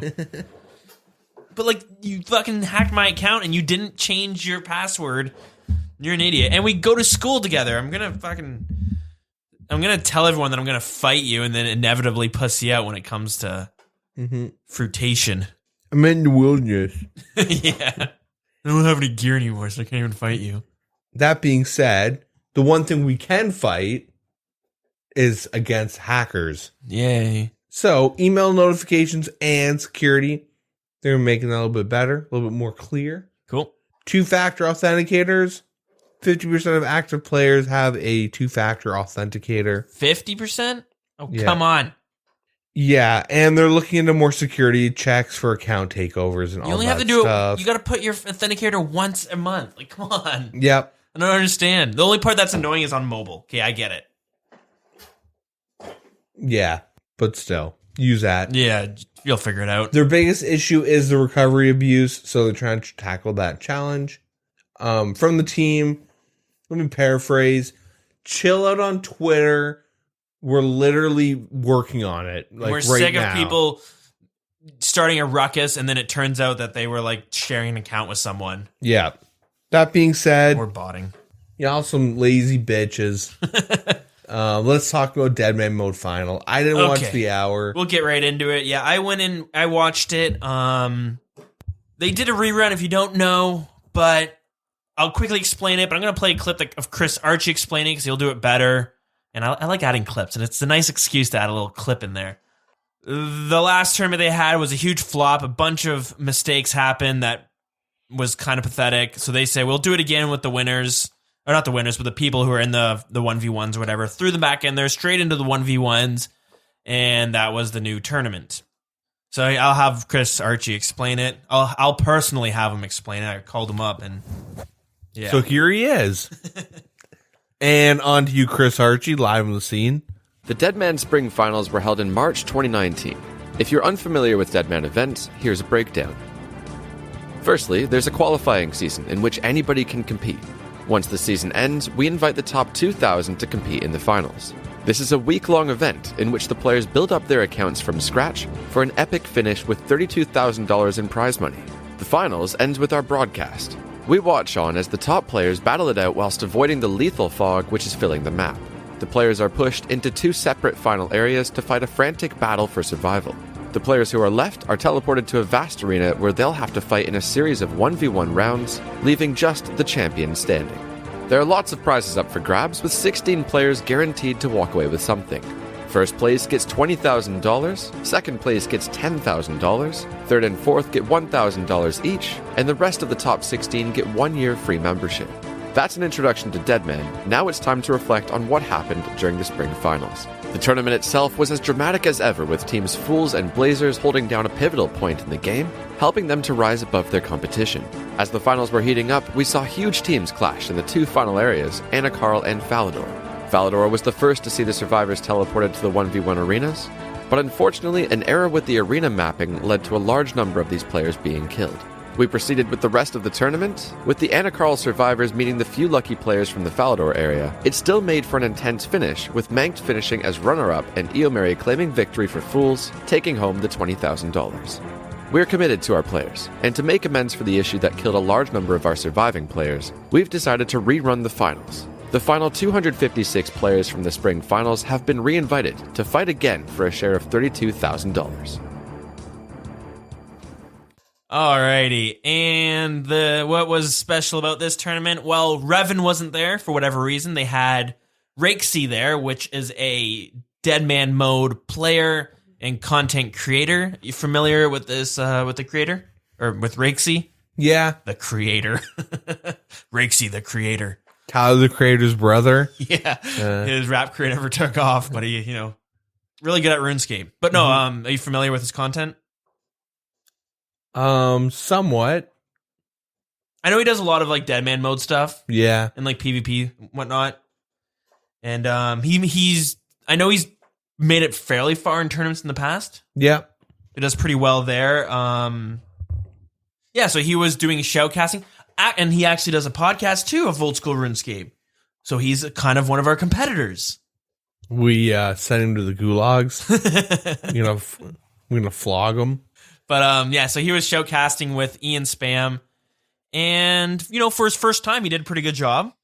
Did a decent job. Obviously, you're gonna be a bit nervous your first time shoutcasting one of these tournaments, but yeah, given the circumstances, pretty good. Now for my opinions on the tournament, I didn't really care. I was kind of bored. I don't know if it was because it was a rerun or because I don't know. It wasn't as exciting this time around. I'm not sure. I don't really know why. I just wasn't invested. I complained before when they would jump around in the 1v1s to different fights that I'm like, I want to watch a fight. Yeah. But this time around, I was like, I don't really care about the people I'm watching fighting. And it was one of the, another content creator, what's it, the guy, he freaks out a bunch. Skill Specs, yeah. So he was doing it, and I was like, I don't feel invested in the fight. Because there was no investments. Yeah. And I just I don't know if it was because every round they would focus on skill specs on whoever he's fighting more so than other people. Oh. But I don't think that was the case. I think I just didn't care about the tournament as much. Because of how they did it? I don't know what it is. It could be a number of reasons. Maybe it's because there was no build-up, whereas before you're watching an hour of people just killing each other and then they all get teleported, whereas these ones, they just get thrown right in. It could be that. It might be a little bit of, I don't really follow, I watch a lot of old school RuneScape content creators, but I'm not super invested. I wouldn't say I'm a huge follower, I guess. Skill Specs, I'll watch his stream sometimes, but I'm not cheering for him more so than other people. I'm kind of just watching it. I don't care who wins. I'm watching it to see who wins. So that could be an issue on my part as well. The problem I have with the shoutcasting is there were often times I felt like I was listening into kind of like a group of friends talking amongst each other, where when you're referencing other content creators or other clans, I don't really know who they're talking about. So I didn't really, I wasn't invested again. Yeah. That might have added to it a little bit. It's like watching a beer league hockey team and you're like, John's got the puck and he's this is boring, but if it's your boys playing, you're much bigger into it. Yeah. So it could be a number of reasons, and it could also just be that the same reason why this is the last tournament coming up. Deadman Mode might be just a tired tournament. Yeah. It might be time to put it on the shelf for a bit and bring something new. So they should have literally given Deadman Mode a Viking funeral. Yeah. Just like set the studio on fire and walk out. People are like, should we get out of here? Set the stages on fire. Oh my God, Chris Archie's lost his mind. But hey, congratulations to the winner. The 10 seconds to get out. Here's your money in cash. But nonetheless, though, not to take the victory away from the winners, which was Blazers Rise and Luno_0, who came second place. So that's 20,000 to Blazers and 10,000 to Luno. Then what, the other 8 get scraps? I don't know. They just get chump change and membership. They only shouted out those two, so hard to say, but yeah. I guess nothing controversial can happen if it's not like a full event. Yeah, maybe that's it too. It's just like maybe that's what they're gearing towards. Just half events. Just like quick little like, all right, we're gonna have a big event of a 1v1, best of one. Nothing controversial can happen. It's gonna be a 5-minute fight and then stream's over. Yeah. So it was like, it's fun to watch for what it was, but as I said, I wasn't invested. It's like if I were to go watch UFC fights right now and I don't know any of the fighters, I'm not betting money on it, I might not enjoy it as much because I'm going to be like, I don't really care who wins. Yeah. So I'm not really cheering for anyone. And with this one, I mean, I never cheer for anyone though, but I have more fun watching it. This one, I was like, yeah, I don't know. I think a lot of it is that the community didn't care, so no one cared. Like, there's no hype. Good contrast is like Raptors.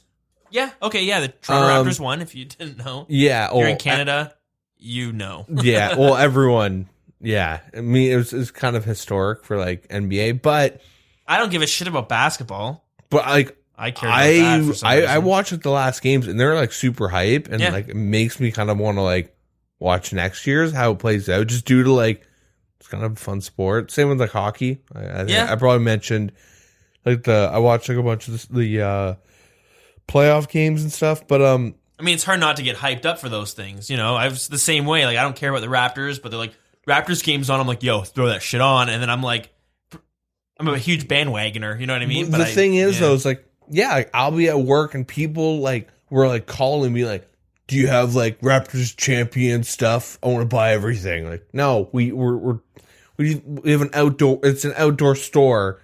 You want to buy goddamn sleeping bags or something? Come on, buddy. Yeah. You know what I mean? Like, you have a Raptor-style sleeping bag? Yeah. You're like, that's... Snapbacks? Snapbacks? No, dude. Go to Lids next door. Yeah. But, like, for that, like, everyone was talking about it all over Twitter. Like, all my coworkers, like, everyone's like, you know, Raptors. Raptors. And then, you know, you watch it and you could, like, buy into the hype. And, like, if Jagex can do that with, like, their next tournaments where they can, like, AstroTurf hype in the community, I think it would be really good. But I think, like, if they do, like, new last man standing and they're able to hype it up in a proper way and not butcher the event, you could create, like, a really cool, like, cyclical, seasonal, like, you know, what they're doing with Deadman Mode, where every 3 months, you know, and they could do that with, like, Last Man Standing or something. They have to figure out a way. I think a good thing about Deadman Mode was that every tournament was getting better production-wise. There's still always an issue on some end, but you know what I mean? They brought that heat map. But they weren't, like, silly, like, oh, this guy's buttoned-up shirt broke. It was like, server's disconnected. And it's like, how is this an issue 6 seasons in? Yeah. Did you see Chris Archie trip on stage? Actually, well, he tripped and pulled the Ethernet cord out. Well, like actually, the whole like Alfie thing, like one of their first, I think it was like the first. What happened? When they like asked him a question, he went like, like he didn't say anything. Oh, when did this happen? Just look up like. Was this in the tournament? I don't even remember seeing him. This is like Deadman Mode season 1, where they talked all. You know how they talked to all the people on stage. Yeah. And they like. So what did you think of it? And they like gave him the mic, and he was just like, he froze. He was just like, That was funny. That was some good controversy, but like not really controversial. Yeah, it's just. I guess it's kind of just mean to bring up like years later. Yeah, I think I'm just an It's asshole. one of those moments where it's like, don't worry, no one remembers. He's like doing a math test, and he's like just that like pops, or he's like trying to sleep, and that pops in his head. And he's just like cringing. And he's like, oh god. Yeah, we've all had them. I work at a radio station at college, and I have a radio show every Wednesday. Holy crap, do I make mistakes so often? Like, I'll press something and then nothing plays, and it's just like 5 seconds of silence, which is very noticeable. Yeah. Like, you're like, 5 seconds is not that long, but if you're listening to a radio and then just silence for 5 seconds, you'd be like, what happened? Or Change the dial to make sure. There was another dude who, so at the end of his show, I come on right after, but the last break, which is when he's talking, he had me on. He's like, so what are you going to be doing? But I don't know what he did, but he turned on his mic, turned on the mic, must have forgot it was turned on, but then he was just like he made some weird noise. You think it was like a panic? Well, I think it's him trying to be like silly and stuff, and then he's like, oh crap, I just realized I turned the mics on. But he's like being silly to me. Yeah. And then he's just like, whoops. And I was like, dude, I heard that whole thing. It was a weird noise. Very weird. Anyways. Yeah. It happens to everyone. But yeah, so well, I'm going to try to watch this. Actually, I'm going to have to go back and watch the Deadman Mode tournament because I'm going to be working that day. But I'm going to go back and watch it, and I might feel differently this time. You know what I mean? Yeah, because there is like an actual final. And it's a build-up. Yeah. And might feel more invested. And you know what? Who knows? Maybe when I watched it, I was just in a more saltier mood. Yeah. Right? I kind of prefer like looking at all the different YouTubers and seeing like how they progress. Yeah. And like their different routes. I mean, now it's gotten to the point where it's so streamlined that like they all do the same route and it's really boring. So I think it's like this final hour, well, quotes around hour, but yeah, it'll hopefully be good and smooth and better and all that stuff, but I feel like Deadman Mode really is like kind of stale, and they have to go back to the drawing board. So I think that's why they're retiring it. So yep. But we'll see what they come up with because I do like these events, and yeah, I'm not saying they should stop it, but definitely maybe give it a change. I can see why they're doing what they're doing. Yeah. Next for community chatter, what do we got here? I guess we'll do financial report. They came out with a little breakdown of the financial report. It's very basic. They're not going to send us like a super descriptive one. Yeah. But it's pretty basic, and basically they made more money this year than last year. So they have 30 more staff than last year, but they're still walking with more profit. And then in the millions for subscribers, like member accounts, last year they had 2.3 million members. Now they have 2.9. So it's gone up quite a bit. Yeah, that's some good growth. Yeah, that's huge. Yeah, that's where the money's coming from. So their microtransactions from 2017. So this is including RuneScape 3 as well. Yeah. RuneScape and RuneScape 3. Yeah. So we'll start with the microtransactions. They had they had $29 million, 29 million pounds in microtransactions in 2017. 2018, they had just under 25 million pounds of microtrans. So it's gone down. The money they make from microtransactions has gone down since last year. Because people from RuneScape 3 are like, they're leaving. Yeah, they're quitting. Yeah. But then you look up subscription, 55 million in 2017, 67,600,000. Yeah. So that's like a lot more, 12 million more, right? Big growth. So overall, it seems like they're up 8 million pounds. It's a very basic breakdown, but all you need to know is they're making more money. Yeah. So it's good.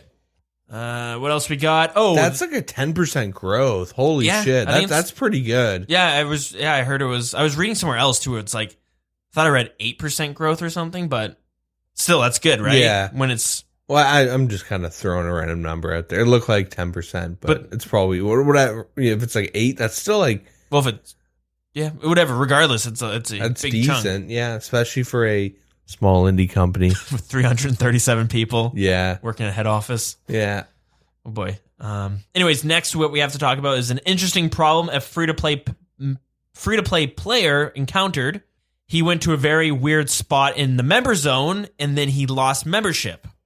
So if you go into the wilderness, where the King Black Dragon lair is, where it's like a fenced-in area, Yep. he went there in members, and then when he became a free member, he was stuck in that gated area where the King Black Dragon, that's where you enter. Yeah. But he has no way of leaving. He can't get killed? He might be able to get killed through the gate, but he can't open the gate because it says you need to be a member to access the gate. He can't teleport because he's in 42 wilderness. So he can't go down the ladder because it's, again, you need to be a member to access it. Yeah. Yeah, I think what I had seen what the solution was to have somebody come and like airstrike him or somehow hit him. Or give him a bond. I don't think so. You need to touch them, don't you? You be a member. You run up to them. You run up to that location. World hop. And then log bond out. them. Yeah. Or give him the old Jagex airlift. Yeah. Just have Jagex like move him. That's also a solution, I guess. But pretty interesting problem. Yeah. Haven't seen that one before. I think the last thing here. Second last thing. They removed 141 capes, infernal capes, from players who did not obtain them fairly. So the grand total of removed infernal capes is $705. 705. 705. Oh, jeez. Too much talking you looking this week. at infernal cape prices recently? I was just going to do that, though. Infernal cape service. Oh, Jesus. And I'm going to get hacked. Okay, I don't really want to look too much more into it, but... I'd be really surprised if he had the prices there. Yeah, it's hard to find the prices, but I'm going to guess at least 500 million gold. Which what is that? What does that equal? At least, because someone said 300 mil, and then he's like, no. Yeah. It depends on account level and items available. Yeah, okay, that's fair. Mm-hmm. Infernal Cape 2 hours. 0% ban rate. That's not true anymore. Yeah, that's totally not true. But honestly, there's probably so many undeserved infernal capes still out there. Like, to think only 705, like how, like, I don't know. They probably have some that they're like have to look more into, right? It's really hard to get definitive proof. Like, the ones that they catch are like dudes that like try 80 times, or like, not 80, maybe like 10 times, they get nowhere close, and then all of a sudden they have like a different setup and they just go in and like one shot it, no problem. Yeah. Yeah, good money to be made, I guess.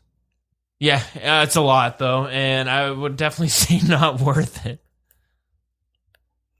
How to ruin your account in so many different ways with just a few $100s. Yeah.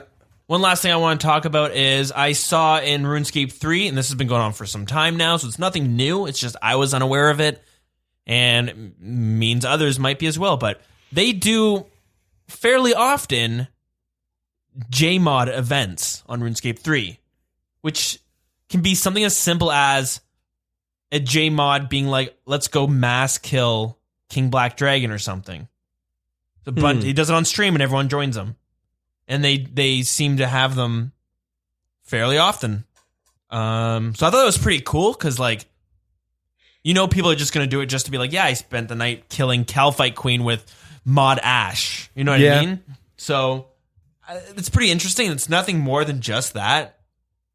But I don't know. What do you think of that being a thing in RuneScape? Old school RuneScape. I'm really against that. Really? No, I'm Okay. kidding. I was going to say, shut this episode down. We're still loopy from that bonus episode. I mean, like, it doesn't hurt. Sure, go for it. Bring them out in the wilderness. Do a Callisto mass. That'd be pretty funny. Yeah. Just get piled on by clans, and then, like, the J-Mods just rotten potato everyone. Maybe this does happen. It's just under the guise of Mod Kieran playing on a Friday night, being like, anyone want to go kill bandos? On Twitch. Yeah. Whereas RuneScape 3, they're much more, let's make a broadcasting game. Yeah. And they have a button you can click that'll bring you to the area. So maybe that's the difference. Oh, really? Okay. Well, not to the area. Maybe it does, depending on what it is, because it says that you can get a lodestone to join the event. But still, maybe something, you click it and you jump to the same world. Right? Whereas old school RuneScape, they're not going to broadcast that because it's more weird. If it was more of like, hey, Castle this Wars. day, Castle Wars, that'd be kind of cool. Yeah, I think they should do more of those, or at least and make it more open. Yeah. Do you think they should broadcast it in game? Like old school RuneScape has a much bigger player base than RuneScape 3. So when you're broadcasting to RuneScape 3, you might be broadcasting like 10,000 people. Old school RuneScape, it's 100,000 people. Well, the main thing is only 2,000 people can go to a single world. Yeah. They can do multiple worlds with different J mods. But now you're having to, if they're doing it on their free time, they're not getting paid for it. Yeah. They have to coordinate together. And maybe the J mods want to play together. Yeah. Like, if they want to do it on their own time and just, like, tweet it out, sure. I feel like if there's a broadcast and a lodestone system and all that stuff, I feel like the J mods and RS3 probably have to do this at certain increments to like offset all the money grubbing that they do. And that's how they like reach out to the community. Yeah, fair enough. So that's kind of cool though, and I know, I don't know. That sounded really mean. Call them all money grubbers. But you know what I mean. All the microtransactions, they kind of try and make up for it. Well, that's the hard thing. Is RuneScape 3, there's only a handful that are in charge of the microtransactions. Tons of people probably love some of the content they make. Like they have these elite dungeons that I was watching. Yeah. That boss that I can't remember the name. But the Ent, right? I forget what the name is. Yeah. Solisac. Or Solok. Like those bosses, you can tell they care about it because they're crazy fights. Unreal, right? Yeah. So it's a shame, Yeah. It is what it is. And that's about it that I saw that was going on the past handful of weeks plus days. Playing a little catch up here. So let's all right, now is the segment where we get to go teleport back in time. We get to talk about some of the updates that were happening this week and last week, back in 2001. That's what we're currently at. And I'm having a bit of a brain fart. Clearly, I can't remember when's the last one we talked about. So I'll just quickly say, back in June 11th, 2001, they introduced fishing. Yeah, I don't remember even talking about this, so we might have missed it. But they have the Port Sarum fishing shop. That's where you would get all your stuff you needed. There were 10 different fish at the time with 5 different fishing techniques. And with that, you could cook them too. So world PvP, forced PvP at one point with no fishing. What did you do for food? Bread and cake, pies, cabbage. Do you think cooking was already out? That's the funny thing. Cooking is already a thing. Do you think they'd have like eating cakes before? Oh, they had cook's assistant, right? Yeah. Yeah. So maybe cakes were like the best food. Someone had a cake, you're like, shit. Pizzas, maybe. Yeah. That seems a little intense. Yeah. Well, anyways, the same day though, the island of Karamja is open. It says, Paul has now finished the island of Karamja. Go talk to Captain Tobias at Port Sarum if you want a boat trip to the new island. Karamja also features a brand new quest in which you must hunt for hidden treasure To start the quest, you must talk to Redbeard Frank. The next day, they had some fixes. Anything notable here? More custom officers at Karamja. Fish overhealing. Imagine eating to 99 HP or something. No. Like that with the beer on release. I had a look, so I'm like, that could be a thing. Yeah. There's more fishing bait that's available. Burying Bones now gives you more experience than usual. Pirate's Quest is now added to the quest list. They must have forgot to add it there. Added a button to deposit 1,000 coins at a time in the bank. Wow. Ooh, you had a single click before, didn't you? Wow. That's huge. Yeah. All right, that'll be 300K. Oh, for fuck's sakes. Catching tuna wasn't given experience. Now it does. That's it. Fun. Then they updated the world map to show some fishing locations and fishing shops and jewelry shops. Fun. Okay, 10 days. Now we're fast forwarding to June 23rd. This is more fixes. You can now have your password can now be 20 characters long. Hey, how many years later? Because we're now getting stronger passwords. Holy shit. 18 years later. Yeah. God damn.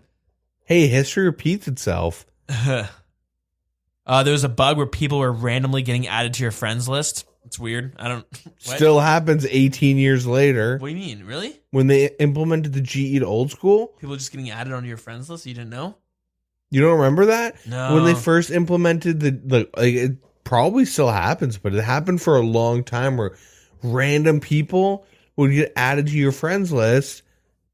I remember because I'd clear my friends list and I'd come back and have like 4 more people and be like, "Who are you? Who are you?" And then first. And then I saw or someone told me that like when you do GE transactions, it could add people. It was something weird like that. Maybe someone's just playing my account for me though. We're hacked for a little bit there. Yeah.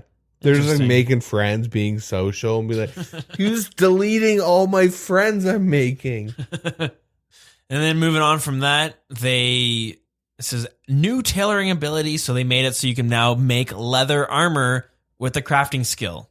What? 18 years later, warding, a new tailoring ability. Yep. Magic tailoring. Shit. Look at this. Coming full circle. And now they updated the world map again because now it shows you where you can actually start your quests, where the altars are to recharge your prayer points, and the tannery shops. Wow. Boom. Like coming out guns blazing. So some fun stuff that happened there. So now we're going to move along to our stroll to the Grand Exchange. That's right. We're going to skip lore this week because we've been super busy over here. Haven't forgot it though. We're playing a little bit of catch up if you can't tell. So we'll come back next week, continuing on with Theater of Blood. Unless they release Song of the Elves. It seems like it's coming out in September, doesn't it? Song of the Elves? I thought July because they always had one in the summer. Yeah. So maybe it's got to come out in July. Yeah. Okay. School's out. And then Warding, which might not. Yeah, we'll talk about that later. So now we're at the Grand Exchange. The first thing we're going to talk about is Audible. You can get a free month and a free audiobook at audibletrial.com/wild. Deegan, you're listening to Harry Potter still? Yeah. Nice. Good. Oh, yeah. Shredding. I've recently cut out vaping from my life. So I substituted nicotine.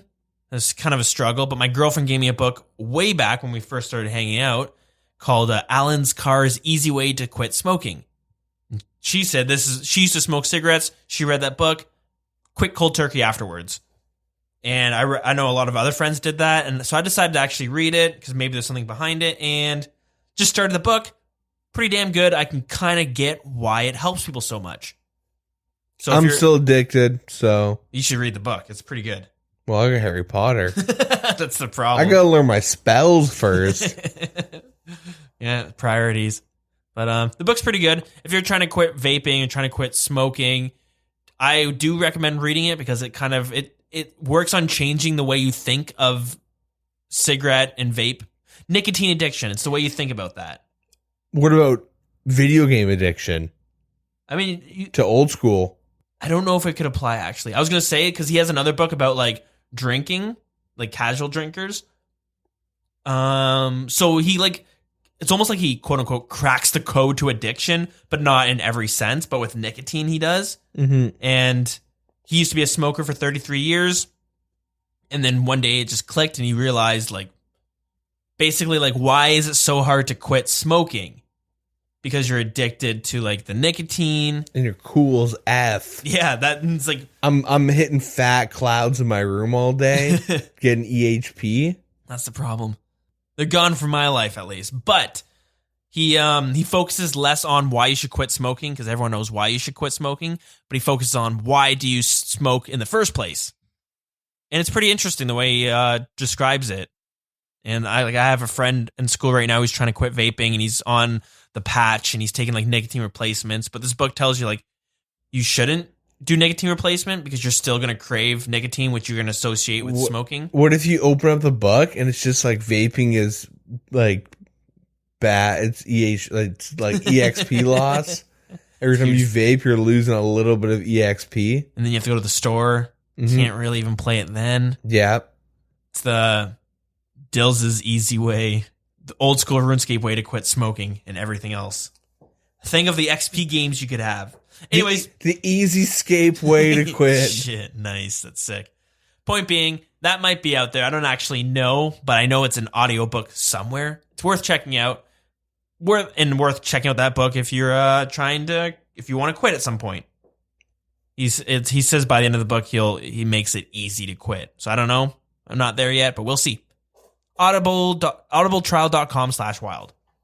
That's one way you can support us and get yourself a book, but you can also support us another way, and that's on Patreon. Go to patreon.com/thewildernesspodcast and join the crew of supporters there. Our supporter of the week is Alexander DeClark. It's a double shout out if I already shouted you out recently. It feels like it's been a lot longer than it has, so I'm kind of lost track a bit. But point being, thank you very much for supporting the show. We did a bonus episode recently. It's a long time coming. Sometimes this stuff takes a lot more work than I expect, so I get much more ambitious, realize, hey, I don't really have the most time to do all this stuff, as well as live a life outside of it. But we did have a skill competition where we asked you guys to send in your skill ideas and really flesh it out. We gave it a month, sent us an email, and we were going to read it. We got 14 submissions. They were all super sick. Like, they're all really good. So we decided, let's do a bonus episode because we've been saying we wanted to do a bonus episode. This is the perfect chance to do it, which is also why there's a big delay in the episodes. It took us 3 days to record. Yeah. We spent like 2 to 3 hours every day recording it. Yep. And then I ended up editing it down to about 4 hours.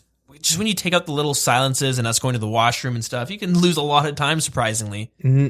But so we had a 4-hour bonus episode.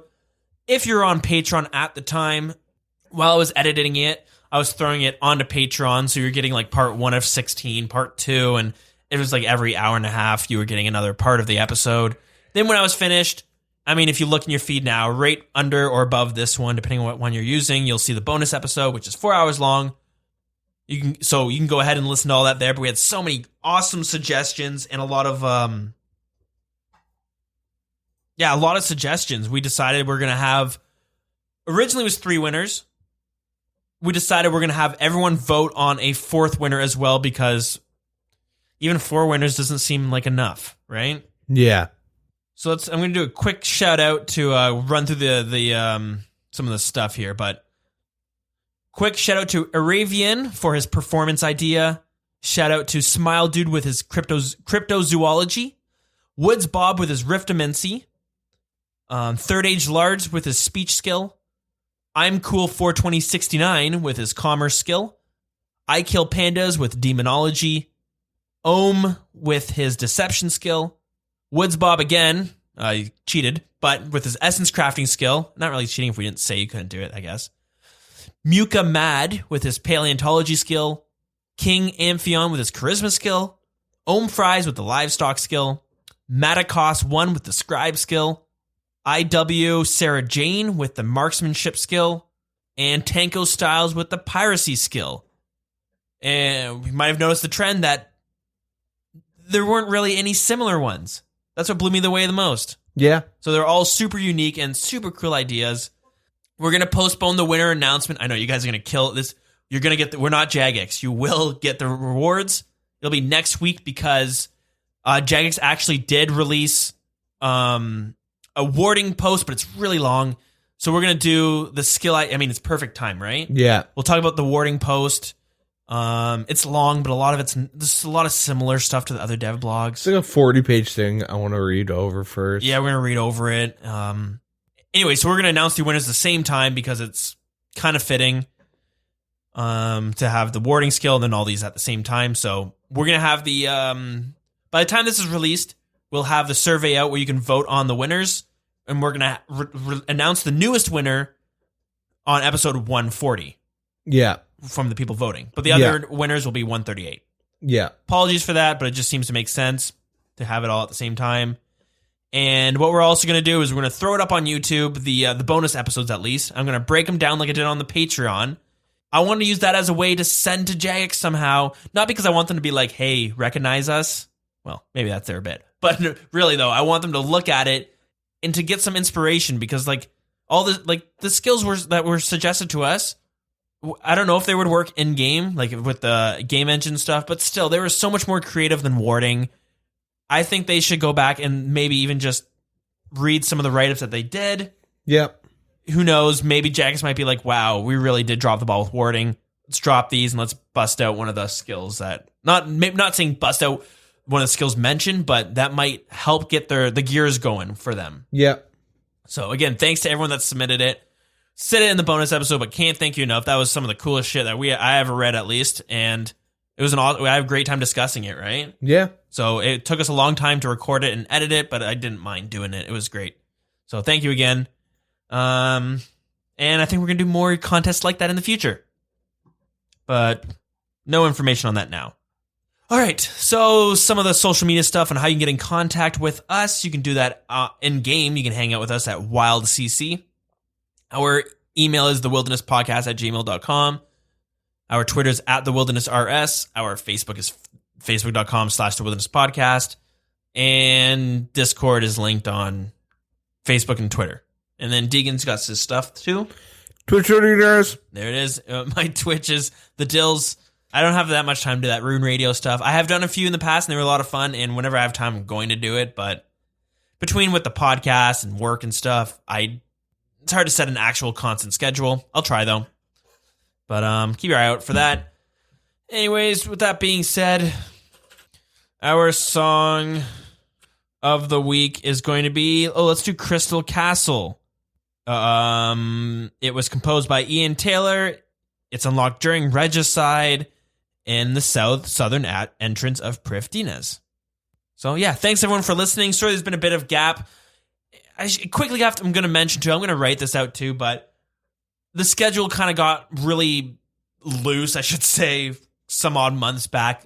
Mainly, that's my fault mainly, just it's hard to edit it, plus with school and all that stuff. So we used to have a schedule where we released every Wednesday. It's not really happening now, but we're going to do our best to keep it weekly, every week coming out. But there might be some times where it's like a week and a half, sometimes 2 weeks. So if that seems to happen, we're not going anywhere. We're not dropping off like some of the other podcasts have in the past. We just, it's summertime. We're going to be busy. And yeah, but we're still going to cover all the news as soon as we can. This embarks a new era, summertime sadness. Summertime sadness. Yeah. But yeah, we'll get them out. It's, schedule might still be weekly every time, but just to let you know that in case there's a weird gap, that's why. But it won't be too long. It won't be more than I couldn't see any time being longer than 2 weeks, right? Yeah. So thanks guys for listening. Thanks for everything. You guys are a great community and love you all. We'll catch you on episode 138 where we get to talk about warding yet again. This feels like that. Remember the Revenant? Yeah. It's like that all over again. This is like boring Revenants. Yeah. Actually, new season. It's not summertime sadness. It's boring Revenants. Yeah. Which might be summertime sadness. But anyways. War of the Warding. I don't know. All right. Take care, everybody. Yeah, have a good one.